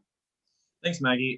So the first two presenters covered what you want to do to get into the industry, whether you want to be a entrepreneur or work for another company. But I hope at this point everybody's pretty interested. So how do we go from the interest to flying our first flight and the things that we need to think about while we're flying our first flight? Share my presentation. Okay, so we're going to take this stepwise from specifically going and navigating the different websites that are required to sign up. And this is provided you've already studied for the actual content, which there are many online different courses or free available material from the FAA, which you can study. So the first thing you want to do is you need to make you go to the FAA website and check your availability. So let's see if this will go over to that. No problems. Okay. Can y'all see the internet browser? Yes, no? Okay. So you go to the drone pilot and you can check your eligibility here. Be at least 16 years old, read, speak, write English, and then pass the knowledge exam. So it's very different from passing your initial exam versus your recurrent exam. And even the recurrent exam requirements have changed as of December of this last year. So those get updated. But once you've checked your availability, which you can do here at the FAA website, which is always the best place to go if you have questions, they post all their rules on here digitally. They're widely available. So if you ever have like a question, a specific question, cannot do something, this is a great place, a great resource to go check. Evan, can you switch right now we're still at the step by step. Okay, now we're at step one, the slide. Is that where you want to be? I guess there is a pretty decent delay. Did y'all see the website, the web page? It actually just gives you the website in yellow, but it's not the actual page. Oh, okay, hold on. Let's see. I'm just gonna do the screen share. That should work. There, can you all see the page There, now? yes, that looks Okay. great. Sorry about that. So No. yeah, you can come here to the FAA and you can check your eligibility. The FAA website, it has a whole bunch of information, R1 107 that are, straight from the horse's mouth, good information. So in step two, the next thing you need to do is you need to get your FTN or your FAA tracking number from the IACRA website. And that's super important because it's essentially your ID number with regards to the FAA, and you'll be using it repeatedly when it comes to your initial test, getting your recurrent done, but also when it comes to registering your drones. So we'll go here. You can create a new account right here. I have my information already in, but you can register and create that account. Let's see if I log in, accept your terms of service, and then you'll have your dashboard here where you can start a new application. Now, once you've actually completed your initial test, you'll come in here and start your initial application. So what it'll have you do after you've created your your account is you'll have to go and create a PSI account. And the PSI account is, I suppose, the contractor that you use in order to find a test authorization site. Now, I know we're in pandemic, but you can go get your tests done in person now. And so what you'll do is you'll create an account and you'll navigate through there using your information of your location in order to find a testing center, and you'll book your appointment. Now, once you've done that and you've gone and taken your test, when you leave the testing site and you don't need to take anything with you, they will provide supplemental charts and everything that you're going to need to actually pass the test. What you can do then is you will get a document, and it looks something like this. It's the U.S. Department of Transportation Airman Knowledge Test Report. Now I'll have your name, your FTN that you established earlier through your ACRA account, and your score, exam date, all this good stuff. But the really important bit right here is the exam ID, because that's what you're going to need to put into the IACRA website through the FAA form 871013, which you can do manually, but when you do the application through the ICRA website, you're doing a digital form of that. So you don't need to do both forms for having your exam ID, and you process, and that's how you get your initial license. Now for your recurrent license, as of right now, there is not a way to submit your ID to get like a new recurrent license, but simply you need to have this exact paper on you while flying, because this shows that you have passed the exam and that your license is current, because the date on your license is your issue date. And yes, it says expiration, but if you have a past test on you, because the FAA hasn't set up an apparatus for getting out a new card, you need to have this specific paper on you. So you'll fill out this initial form for getting the license at the very beginning. So as I said, there are some new information that has happened since December 2020 about the recurrent exam, in that you don't have to go in to physically take the recurrent test specifically anymore, and it's free now. You actually go through the FAA and take their little course and take the recurrent test online for free. And it will also add some new information and questions, specifically because of the remote ruling that they have done. They are adding in some extra information to help make sure pilots understand how to navigate those different circumstances. So you'll have collision avoidance with the aircraft, limited depth perception, difficulty of perceiving reference points during night operations, night physiology. As you can see, mostly around doing night operations, because now we have a pathway to actually get relatively straightforward access to operating past civil twilight, which is a very specific definition of time when it comes to when you're operating. So from there, you'll go to the FAA drone zone. After you passed your test, you've submitted your license, you purchased your drone, it's great, we're going. Your drone comes in, you have to have labeling on top of the drone that shows its FAA number, similar to a tail number, but specifically for SUAVs, and have that attached to your license. So you come into your drone zone, you can log in, agree to the TOS, and then here's your dashboard where you have your total number of drones registered, total number of users. If you're an organization, you'll probably have more than one users. And then this is how you actually go and submit waivers or authorization requests, what have you. This is the form in which to do it. So you're going to create your document, put together all your information, and it even has a step-to-step guide on some of the things that you're going to need to have as far as information, but also a formatting help. So once you do that and you have your drone, there's not really a hard, fast rule on how you need to present it as far as what materials, but it's best to use something that's high contrast, it can be seen from a great distance, and it needs to be visible as much as possible. Okay, so once you have all that, okay, you've got your drone registered, you've had registered your test, passed it, got your license, and you got your first client. Great, congratulations. So now when we're operating under 107, I'm going to walk you through how you go from you booked your first client and the objectives that you have for your flight, the considerations that you need to take into account before you go to the site, and then what you need to do once you're on site. And some of these are based on my experience through consulting, but also from just managing people, managing yourself in public, especially with something as exciting and controversial as drones, that you are a liaison to the drone industry when you are out flying.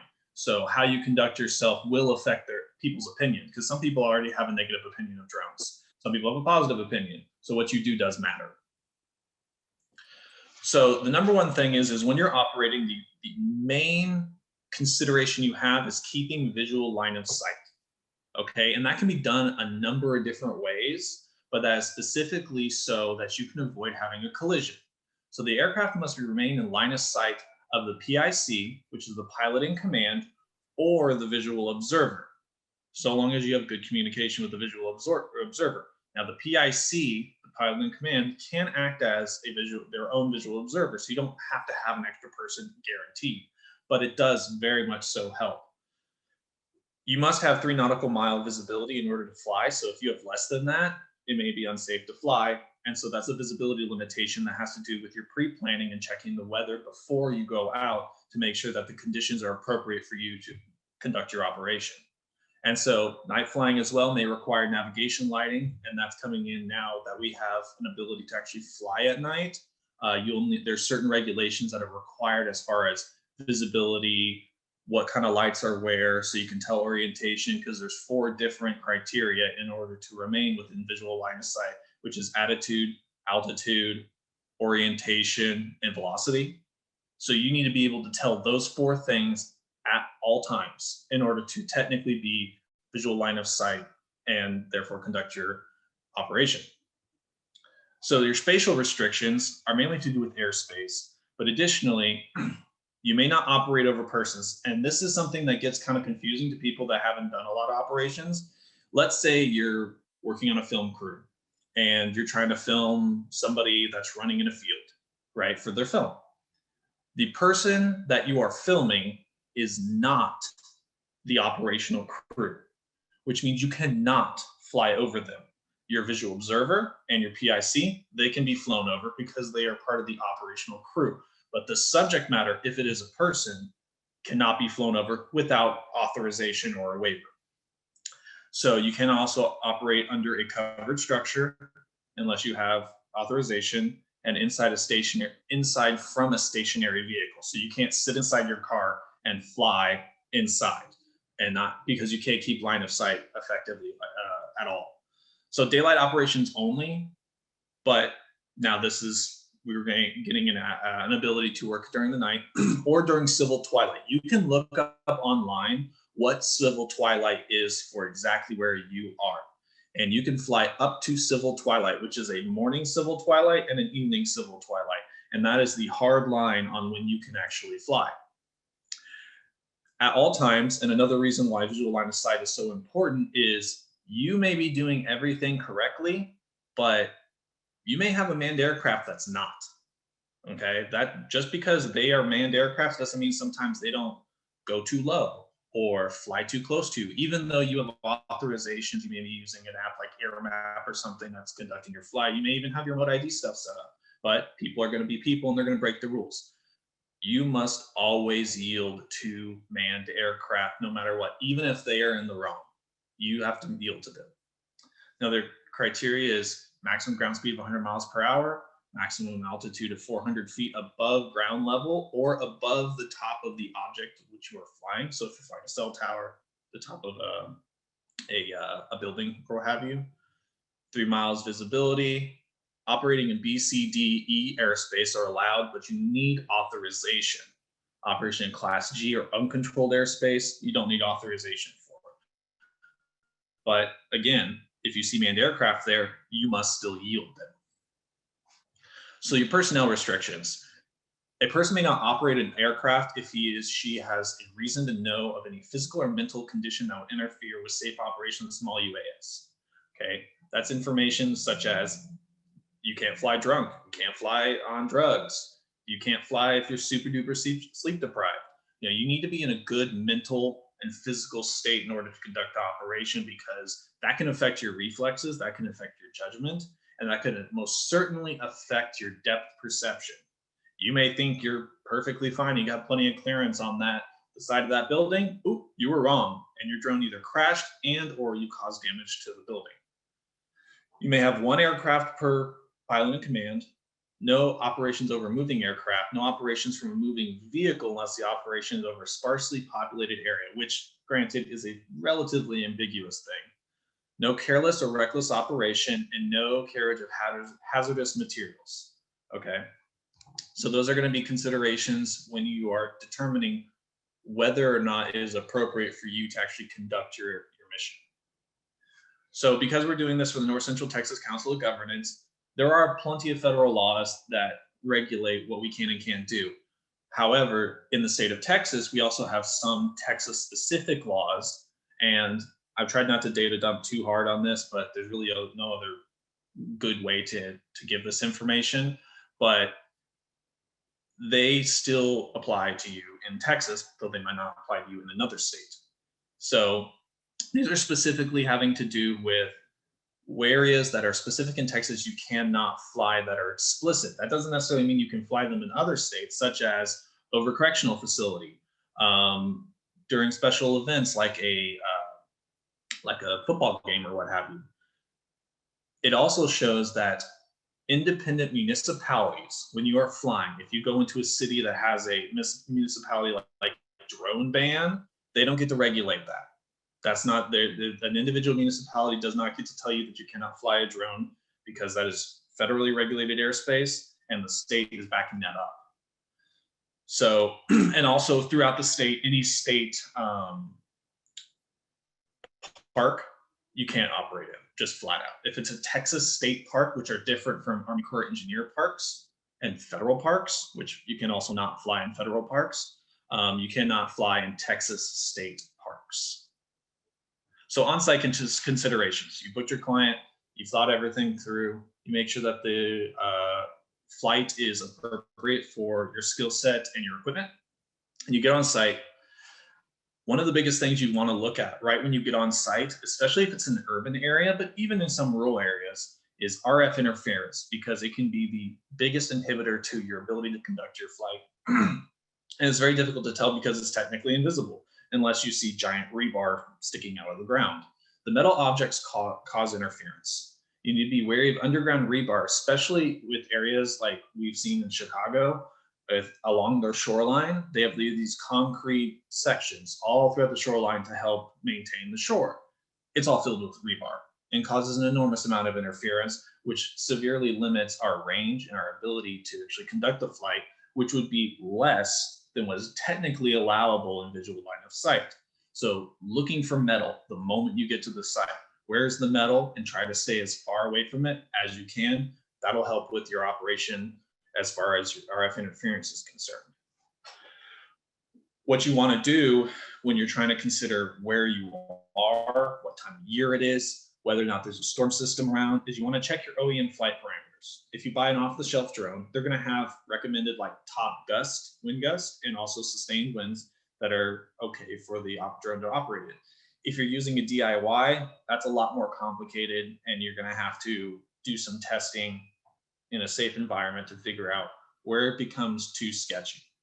Additionally, keep in mind too that if you're doing something high precision like mapping, wind can cause a lot of error. So you need to make sure you also communicate that to your client, that if they want top end information or top end performance, that they need to be sensitive that weather can stop you from operating. So you want to check your weather conditions 24 to 48 hours out, using maybe like going online to like NOAA or Weather Underground or whatever. You need to allow for flexibility too. So you may be able to get a certain amount of flying in for a particular job if it's a complex project, but then you need to come back another day because maybe the light's different one day versus another, and it affects your data, or there's some kind of inhibitants such as people, a parade, or something like that that could cause you to not be able to fly that flight. And that's something that's super important to communicate with your clients, is you are trying to work around a bunch of different factors. And that doesn't mean that you can always guarantee that you can fly 100% everything you said you can fly on that specific day. So you want to check your conditions, and I can't over recommend having a handheld wind gauge with you. You can buy them on Amazon for like $40. It's good to have the weather information online, but having specifically the wind information of exactly where you are is absolutely essential, because they may say, oh, it's like 12-mile-an-hour winds. Okay, well, you may be out in an open field where in that particular spot, it gets gusty and it's 18, and that may be over your OEM parameters. And then through all those considerations, you want to use good judgment. If it seems like you're not going to be able to conduct your flight in a reasonably safe fashion, you need to take that into consideration above any and everything else. Because ultimately, if an incident occurs, if anything happens that is outside of what you wanted to happen, as the PIC, you are responsible, flat out. Your client is not responsible. The visual observer may not be responsible. The pilot in command is responsible. So you need to be able to communicate with your client that if something doesn't work, I'm sorry, but I can't fly. I'm not going to put the aircraft up in the air. So required waiver information, a lot of different waiver requests are very different depending upon the nature of the actual mission, but information you absolutely should have before you begin the process is your longitude and latitude of the flight path. So specifically where you are, and that's having the longitude and latitude, not just, oh, I'm doing it at this address. Your maximum altitude you will be conducting, the maximum speed of the aircraft, how long you intend to be flying, when the flight is to be conducted, try to be as close with the estimation time, but also you can give yourself a little bit of a window to operate, and specifically make sure you have all of your registration information and any insurance information that you may have with the aircraft that can help prove to the FAA that you have left no safety stone unturned. Because that will give them confidence. Keep in mind at the FAA, there's literally just a person reading your waiver. And if it's missing some information, they're going through tons of different waivers. They'll just throw it out. So typical personnel you're going to have is about a 2-man team. You can do it solo. As I said, a PIC can operate as your visual observer, but 2-man teams are really, really nice, especially if you're doing something like a building or an object that can obfuscate your visual line of sight. Having that communication with your visual observer so you can get just around that corner before you have to move and reposition. And additionally, and I'll cover this in a second, helping with bystanders that are around you can be very, very beneficial. If you're doing a very large project, especially when this collecting maybe 4K video or high resolution data that's multiple terabytes, what I have found in some of the projects that I have done is having somebody that's dedicated to managing that data on site. Because if you get a lot of data really fast and you're dumping it down to a laptop that you have on site, or keeping that data organized and knowing how it's presented, making sure it's backed up, can be absolutely essential, especially if you don't take that data off of, let's say, your SD card that you have up in your drone, and that drone goes down and you lose maybe the entire day's worth of data. That can severely put you back, versus if you are swapping SD cards, swapping data cards, downloading that data, maybe backing it up to the cloud to make sure that you don't ever take steps backwards, even if you have an incident. That is very important on large projects. So I recommend that you either have somebody assigned to that role or have an entire person dedicated to that role, depending upon the scale of the project that you're doing. So recommended equipment as well. As Troy said earlier, flying with one drone is super sketchy. If something goes wrong and you're out of commission because that drone went down or it's just not working for you, that's the worst thing, especially if you're in front of a client, because it'll show that you don't have your stuff together. So backup batteries, have way more batteries than you need, because you may not have an ability to charge. You may have an ability to charge, but maybe these batteries are slightly old and they don't perform quite as you expected. They were done in UAV, peer-to-peer communication with your visual observer. Walkie-talkies, you can use your cell phone, but walkie-talkies are extremely useful. So you're not on one side of a field yelling at your visual observer, do you see it? From another side of the field, and it's not effective. PPE, such as personal safety equipment. So I use a vest and a hard hat when I'm doing certain projects to make sure that I'm highly visible, but also protected from potential head injuries. If you're in the construction project zone, you will most likely, almost every time, because of OSHA, have to have your hard hat on, right? You will be subject to the same safety PPE requirements that the construction workers would have. Landing pad and spacing cones. That's another thing that's super important. You want to be able to chunk out an entire zone specifically for your operation and make sure nobody goes into it. Because if you're using a large drone and there's wind gusts right there at the surface, it may sway. You may need to sway it. You may need to reorient a little bit, and it may not come down exactly where it's supposed to because of those considerations, maybe even low battery or interference. So you want to give yourself breathing room, and you don't want anybody walking right behind you, doing whatever they're going to do, and have that drone get close. First aid kit, sometimes you get nicked by a blade, and it can be a very large laceration. So you want to be able to have the ability to stop any kind of bleeding right on site every time, right? Because we're dealing with machines that have giant spinning blades really close to one another, and we have to touch the drone. So accidents do happen. And again, as I said earlier, a handheld wind gauge is super useful to know that you're flying in OEM or acceptable conditions. So we're going to talk about a little bit about insurance. There's a lot of different policies, and the insurance companies have caught up in the last year or so to have certain policies available, but each company is going to have different requirements, and they're going to have different information that they're going to require for you. So when you're running your operation, the best thing you can have to start off is commercial general liability insurance. Okay, and that's going to protect the business owner against claims of liability if you break something, if somebody gets hurt, if they enter inside your little zone, your airspace bubble where you have your landing pad, and they get hurt, they can still sue you.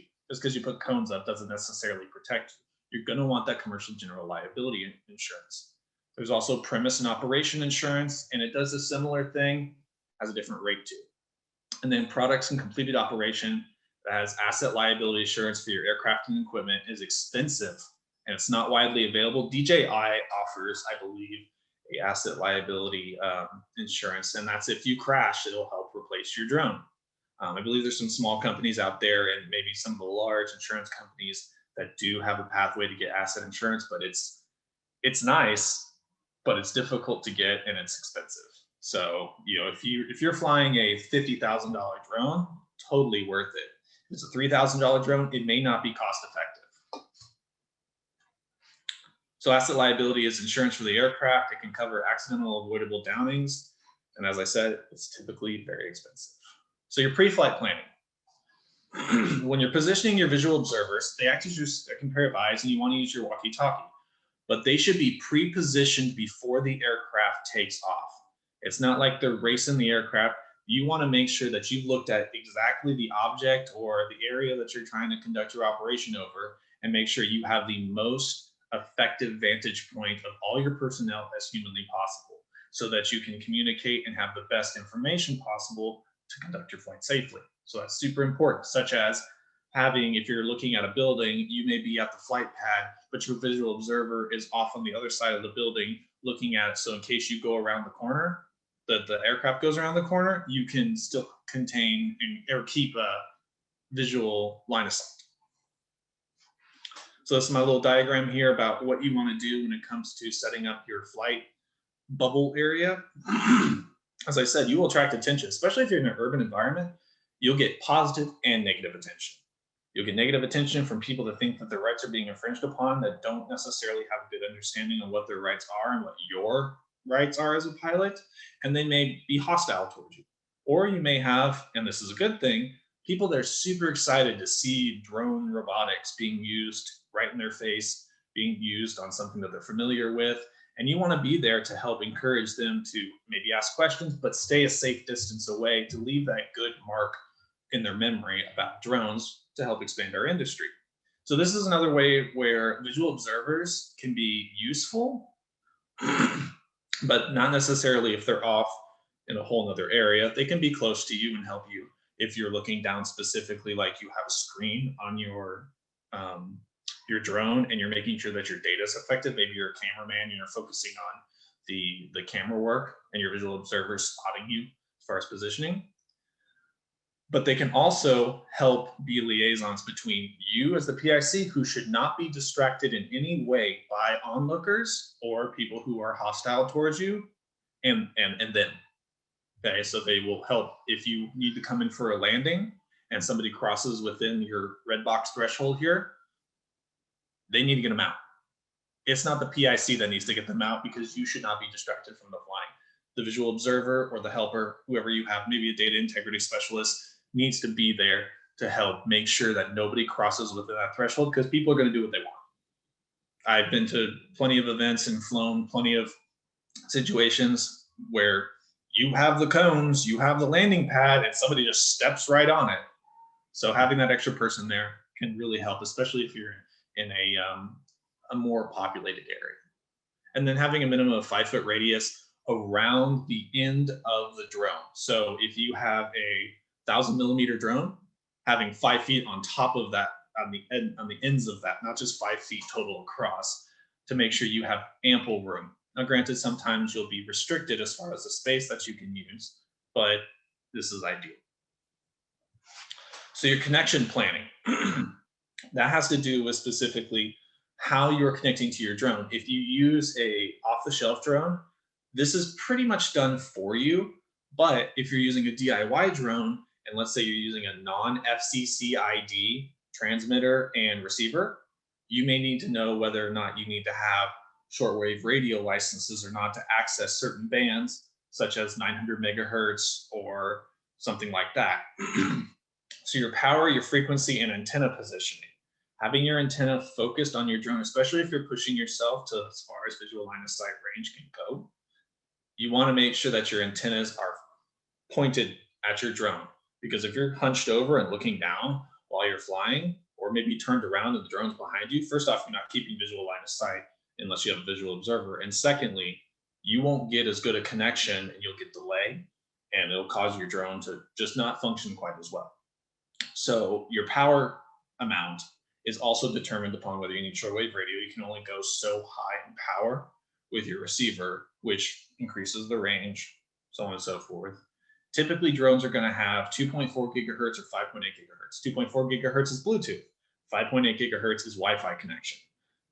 You can see that 5.8 is half of 2.4. So what you end up getting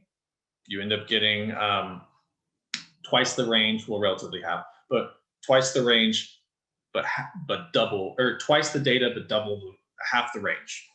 That was difficult to say. So conducting your flight. You want to be in constant communication with your visual observer. As I've said a multitude of times now, unexpected obstacles are bound to occur. Unmanned aircraft, to be specific. Or you may be flying around a building and you're flying close to a balcony and somebody comes out on their balcony. It happens, okay? You need to make sure that you stay perfectly far away from them. Because if you're flying over that balcony and somebody comes out to their balcony, all of a sudden you're flying over people, and you can't do that unless you have a waiver. So you need to be aware of that and have as much visualization of your surroundings as possible. Almost all flight controllers, whether it be DIY or other drones, have a return to home feature. Every time you fly, absolutely set this up. You can lose connection, you can have low battery, you can have your controller die. You can have so many different things that can happen. If you have an automatic button or even just automatic feature that brings that drone back to where it's supposed to be safely, whether it loses connection or what have you, that will save your butt way ton of times. Because otherwise, that drone may crash, or that drone may be stuck unconnected, idle up in the air, and you can't get back connected to it.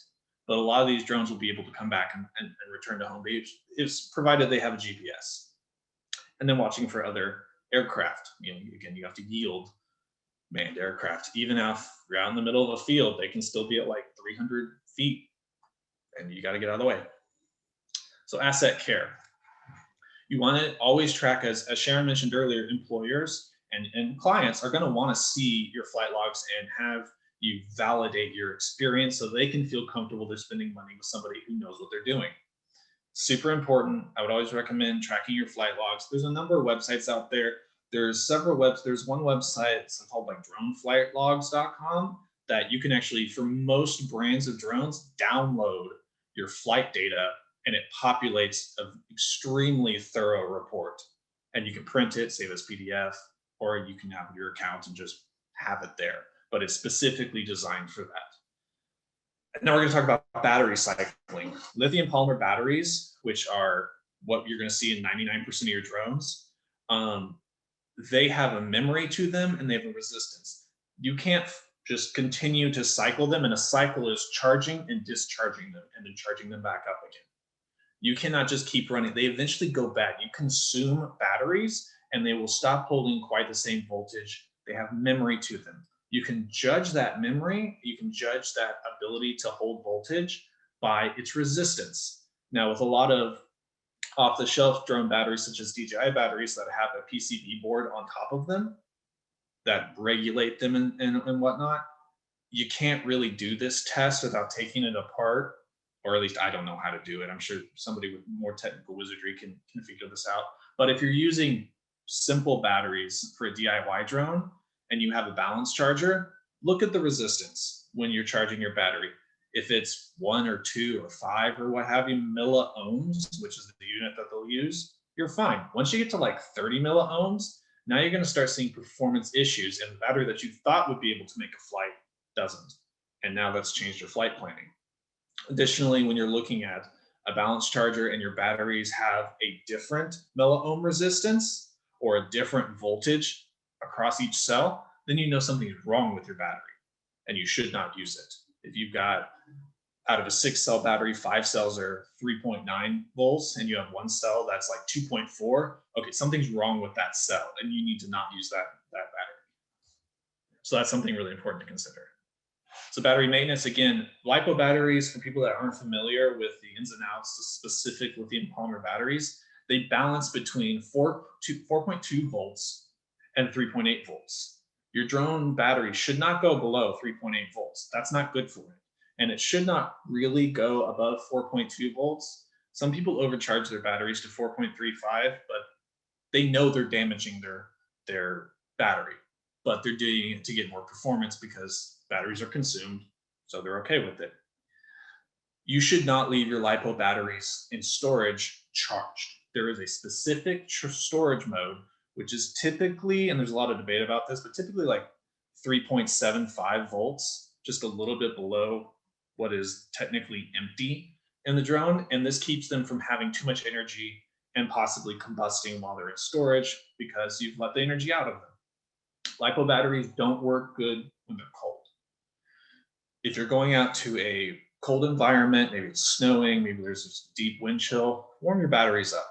You know, you can put them in your jacket pocket if you're out on site and you're walking around, and they'll warm them up. But like, make sure they're not ice cold. You know, you may store them in an area that's very cold, but make sure you warm them up to at least room temperature before you start using them to get the optimal performance.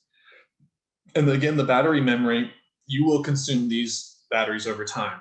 I would highly recommend on every battery that you get, I take a little bit of painter's tape, put it right on the battery, and every time I cycle it, I put a dash.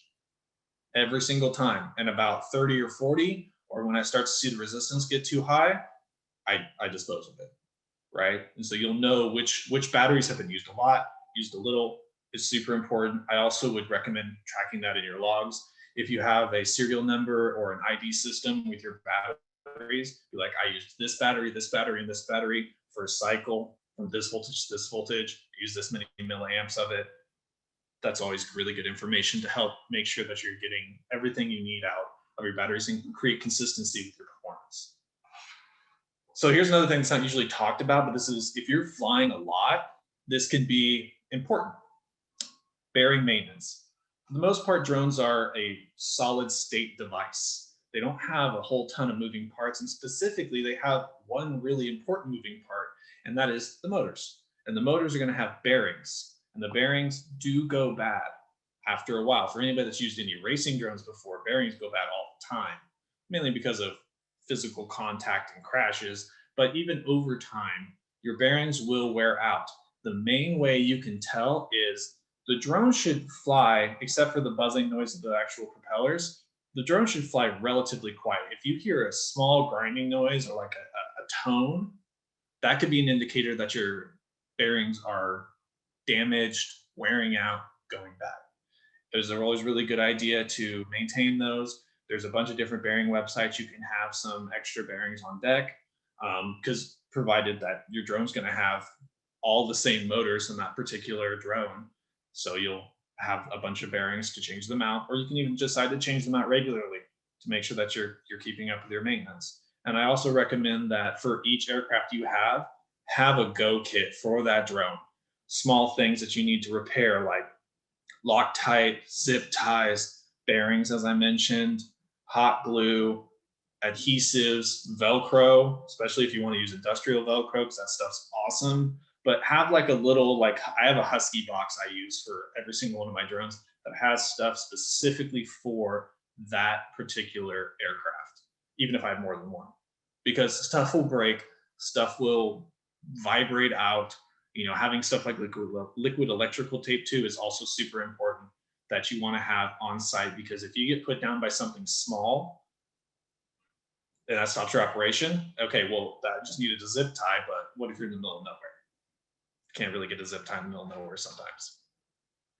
So that's pretty much all I got for you guys. Let's see if there's any questions. I think one of the questions, Evan, is, when you posted the site on the Texas rules and regulations, where was your source? And just reference that, but also if you're out of a different state or country, where would you look for specific rules and regulations? So I found those by searching for them on Google, and it sent me to the Texas, state law website, and I just found it on there. And I can go back to it real fast. Not only that, but I want to mention to everyone, with the North Central Texas of governments, we actually have a legal department, and they stay closely watch the proposals and the rules and regulations. So if for some reason you're not that familiar with it, or you're not getting on the site, or you don't understand it, that's a great resource to reach out to them and ask them the questions. Well, what does this really mean? And has this been in effect, or is it just a proposal? And where is it in the process of being approved? And also, I think it's really important for everyone to be involved in the rules and regulations. Don't just sit and wait for a rule to come along. If you're not happy with a rule that they're proposing, you have a voice, and it's time to speak out now before they actually make it in law. Yeah, it's a great point. There's always a comment period on with the remote ID that just got passed. There was a very long comment period where you could have gone to the FAA and submitted your comments, whether you're in favor, for it, against it, or whether you had any suggestions for tweaks. And we've spoken with a number of FAA officials that are specifically involved with this. They do read them. They will listen to you. If you have a good idea, they will pay attention to it. Like, straight up, these are real people. This is not super removed from the operators, because they want to help create the most functional industry that they can. So here's the Texas laws and regulations. Each state's going to have specific things that they put into law that are on top of the federal restrictions, because there may be things that are okay federally, but just not okay in that particular state. Mm-hmm. And so I would encourage you, there's a lot of influencers out there that have already gone through this, or maybe lawyers that have gone through this and picked out some of the best ones for your particular state. So a quick Google search will typically get you at least a head start. And then from there, you can actually, query your state's capital website to find specifically the laws and download the regulations so that you have a good copy of that. Right, that's a good point. And then you also mentioned about the bearings and changing them out. Is there a good YouTube that you can go to understand how to change them out? If you're not technically mechanically inclined, is there a great resource for how to changing bearings? I know Drone Plus, one of our sponsors, is also their repair shops, so you can always go there. But are you familiar with any YouTubing for the changing out the bearings? The best place you can go, honestly, is if you're interested in racing drones, because you'll notice actually a lot of the similar motors that people use in some of the larger racing drones may be used in some of the larger commercial drones. They're pretty much the same thing sometimes. And there is, because they're all DIY and they're all maintained and bearings go out all the time in that sort of format, you'll find a lot of influencers specifically. If you type in your motor and bearing change on YouTube, you will find a video, I promise. So, that's that, but it'll typically be in the context of racing drones. You've covered a lot, and I really appreciate it. This was a great presentation. Is there any real takeaway that if you were going to emphasize anything, Evan, what would it be? Planning. Plan your flight and fly your plan, but also be flexible. Yeah, that's a great point. And, in the very beginning, our presenter was Troy Willmon about, be prepared to make mistakes, because everyone, some way, being prepared, you can be prepared, but there's always going to be, something that goes wrong, and having that preparation and experience does help so that you can react appropriately. So, you know, you're not hurting somebody or you're not hurting your drone.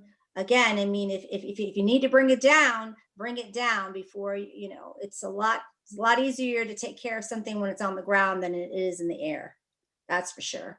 I don't see any other major questions. I know that I really want to emphasize how important it is that you fill out the survey. It is now on chat. There's a link. Just, you know, log into that, because when we are planning these workshops, and again, they're free, and that's one of the most fantastic things, to have all these wonderful presenters and resources out there. That's not going to cost you anything. It just costs you some time, but I promise you it's going to be worthwhile. Please fill out the survey so we know exactly what you want. And if there's any ideas or any criticisms, we take both, trust me, please share those, because that way we can improve again and again. We're having these workshops once a month. So next month is going to be about remote ID and ops over people. There are some changes, so that's really important that you guys are aware of what those changes are. It's going to be a really good one. And please share this information. Know that we're going to be, again, having it the first Saturday of next month. So we'll be sending anyone that's participated or is a viewer now, we will personally send you an email for next month's seminar or workshop. But again, please fill out that information so that we know what's going on. Okay, let me look and see if there's any other questions. Okay, let's see. I didn't pay attention to the time zone and are bummed I missed this. Don't worry about that, Angela, because we are recording this. So you can go back on our website and listen to the whole session again. And we are going to be sharing the information. So anyone that's attended, if you're wanting specific slides or information, we can share those with you too. So you don't have to memorize everything. It's great. And it's www.northtexasuas.com. And that is on the chat right now. Please go ahead and utilize this. And again, if you think there's somebody that you know of that would benefit from these, they can watch the past seminars, and then we're going to be having some great subjects in the next month, but month by month we'll be offering these. So I want to thank you again. Is there any other questions? I want to make sure that everyone has an opportunity to sorry, I'm just reading some of these. Is there any other questions that maybe I've missed?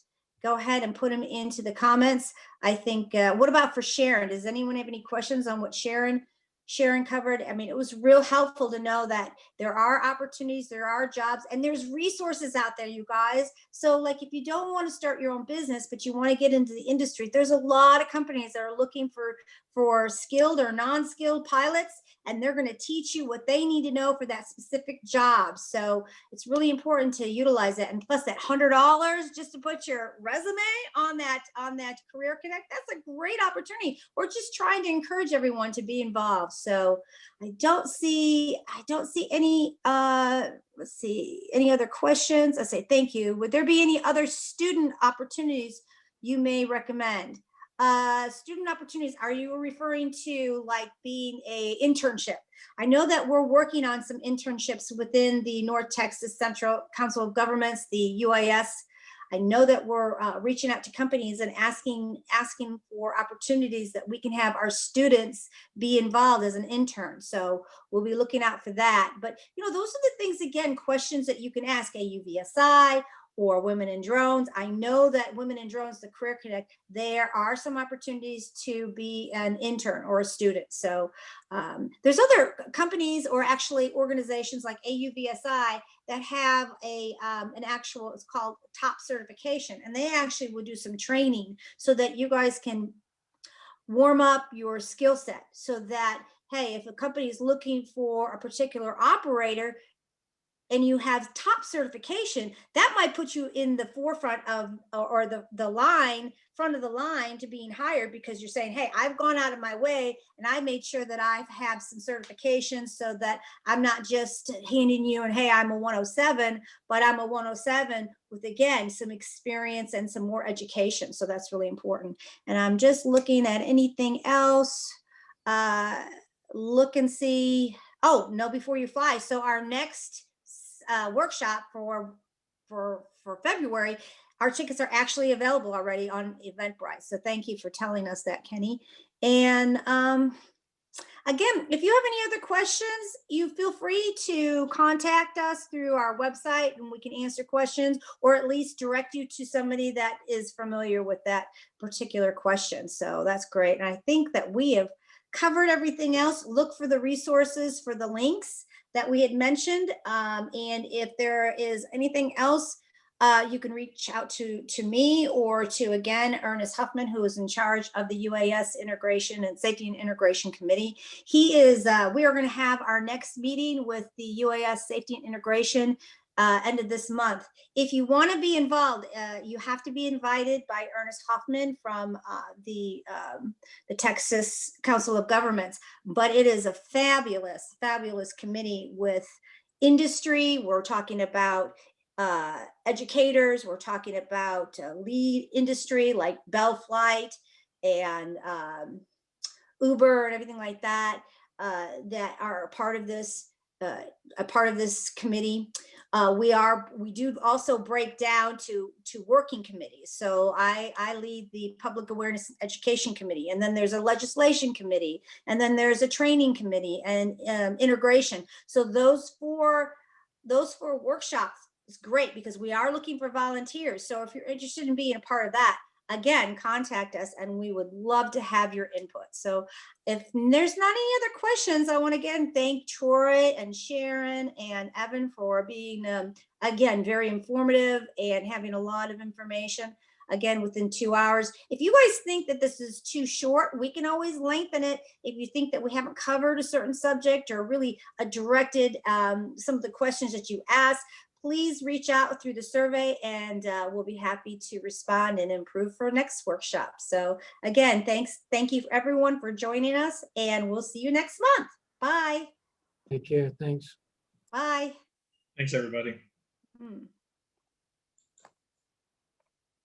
Thank you.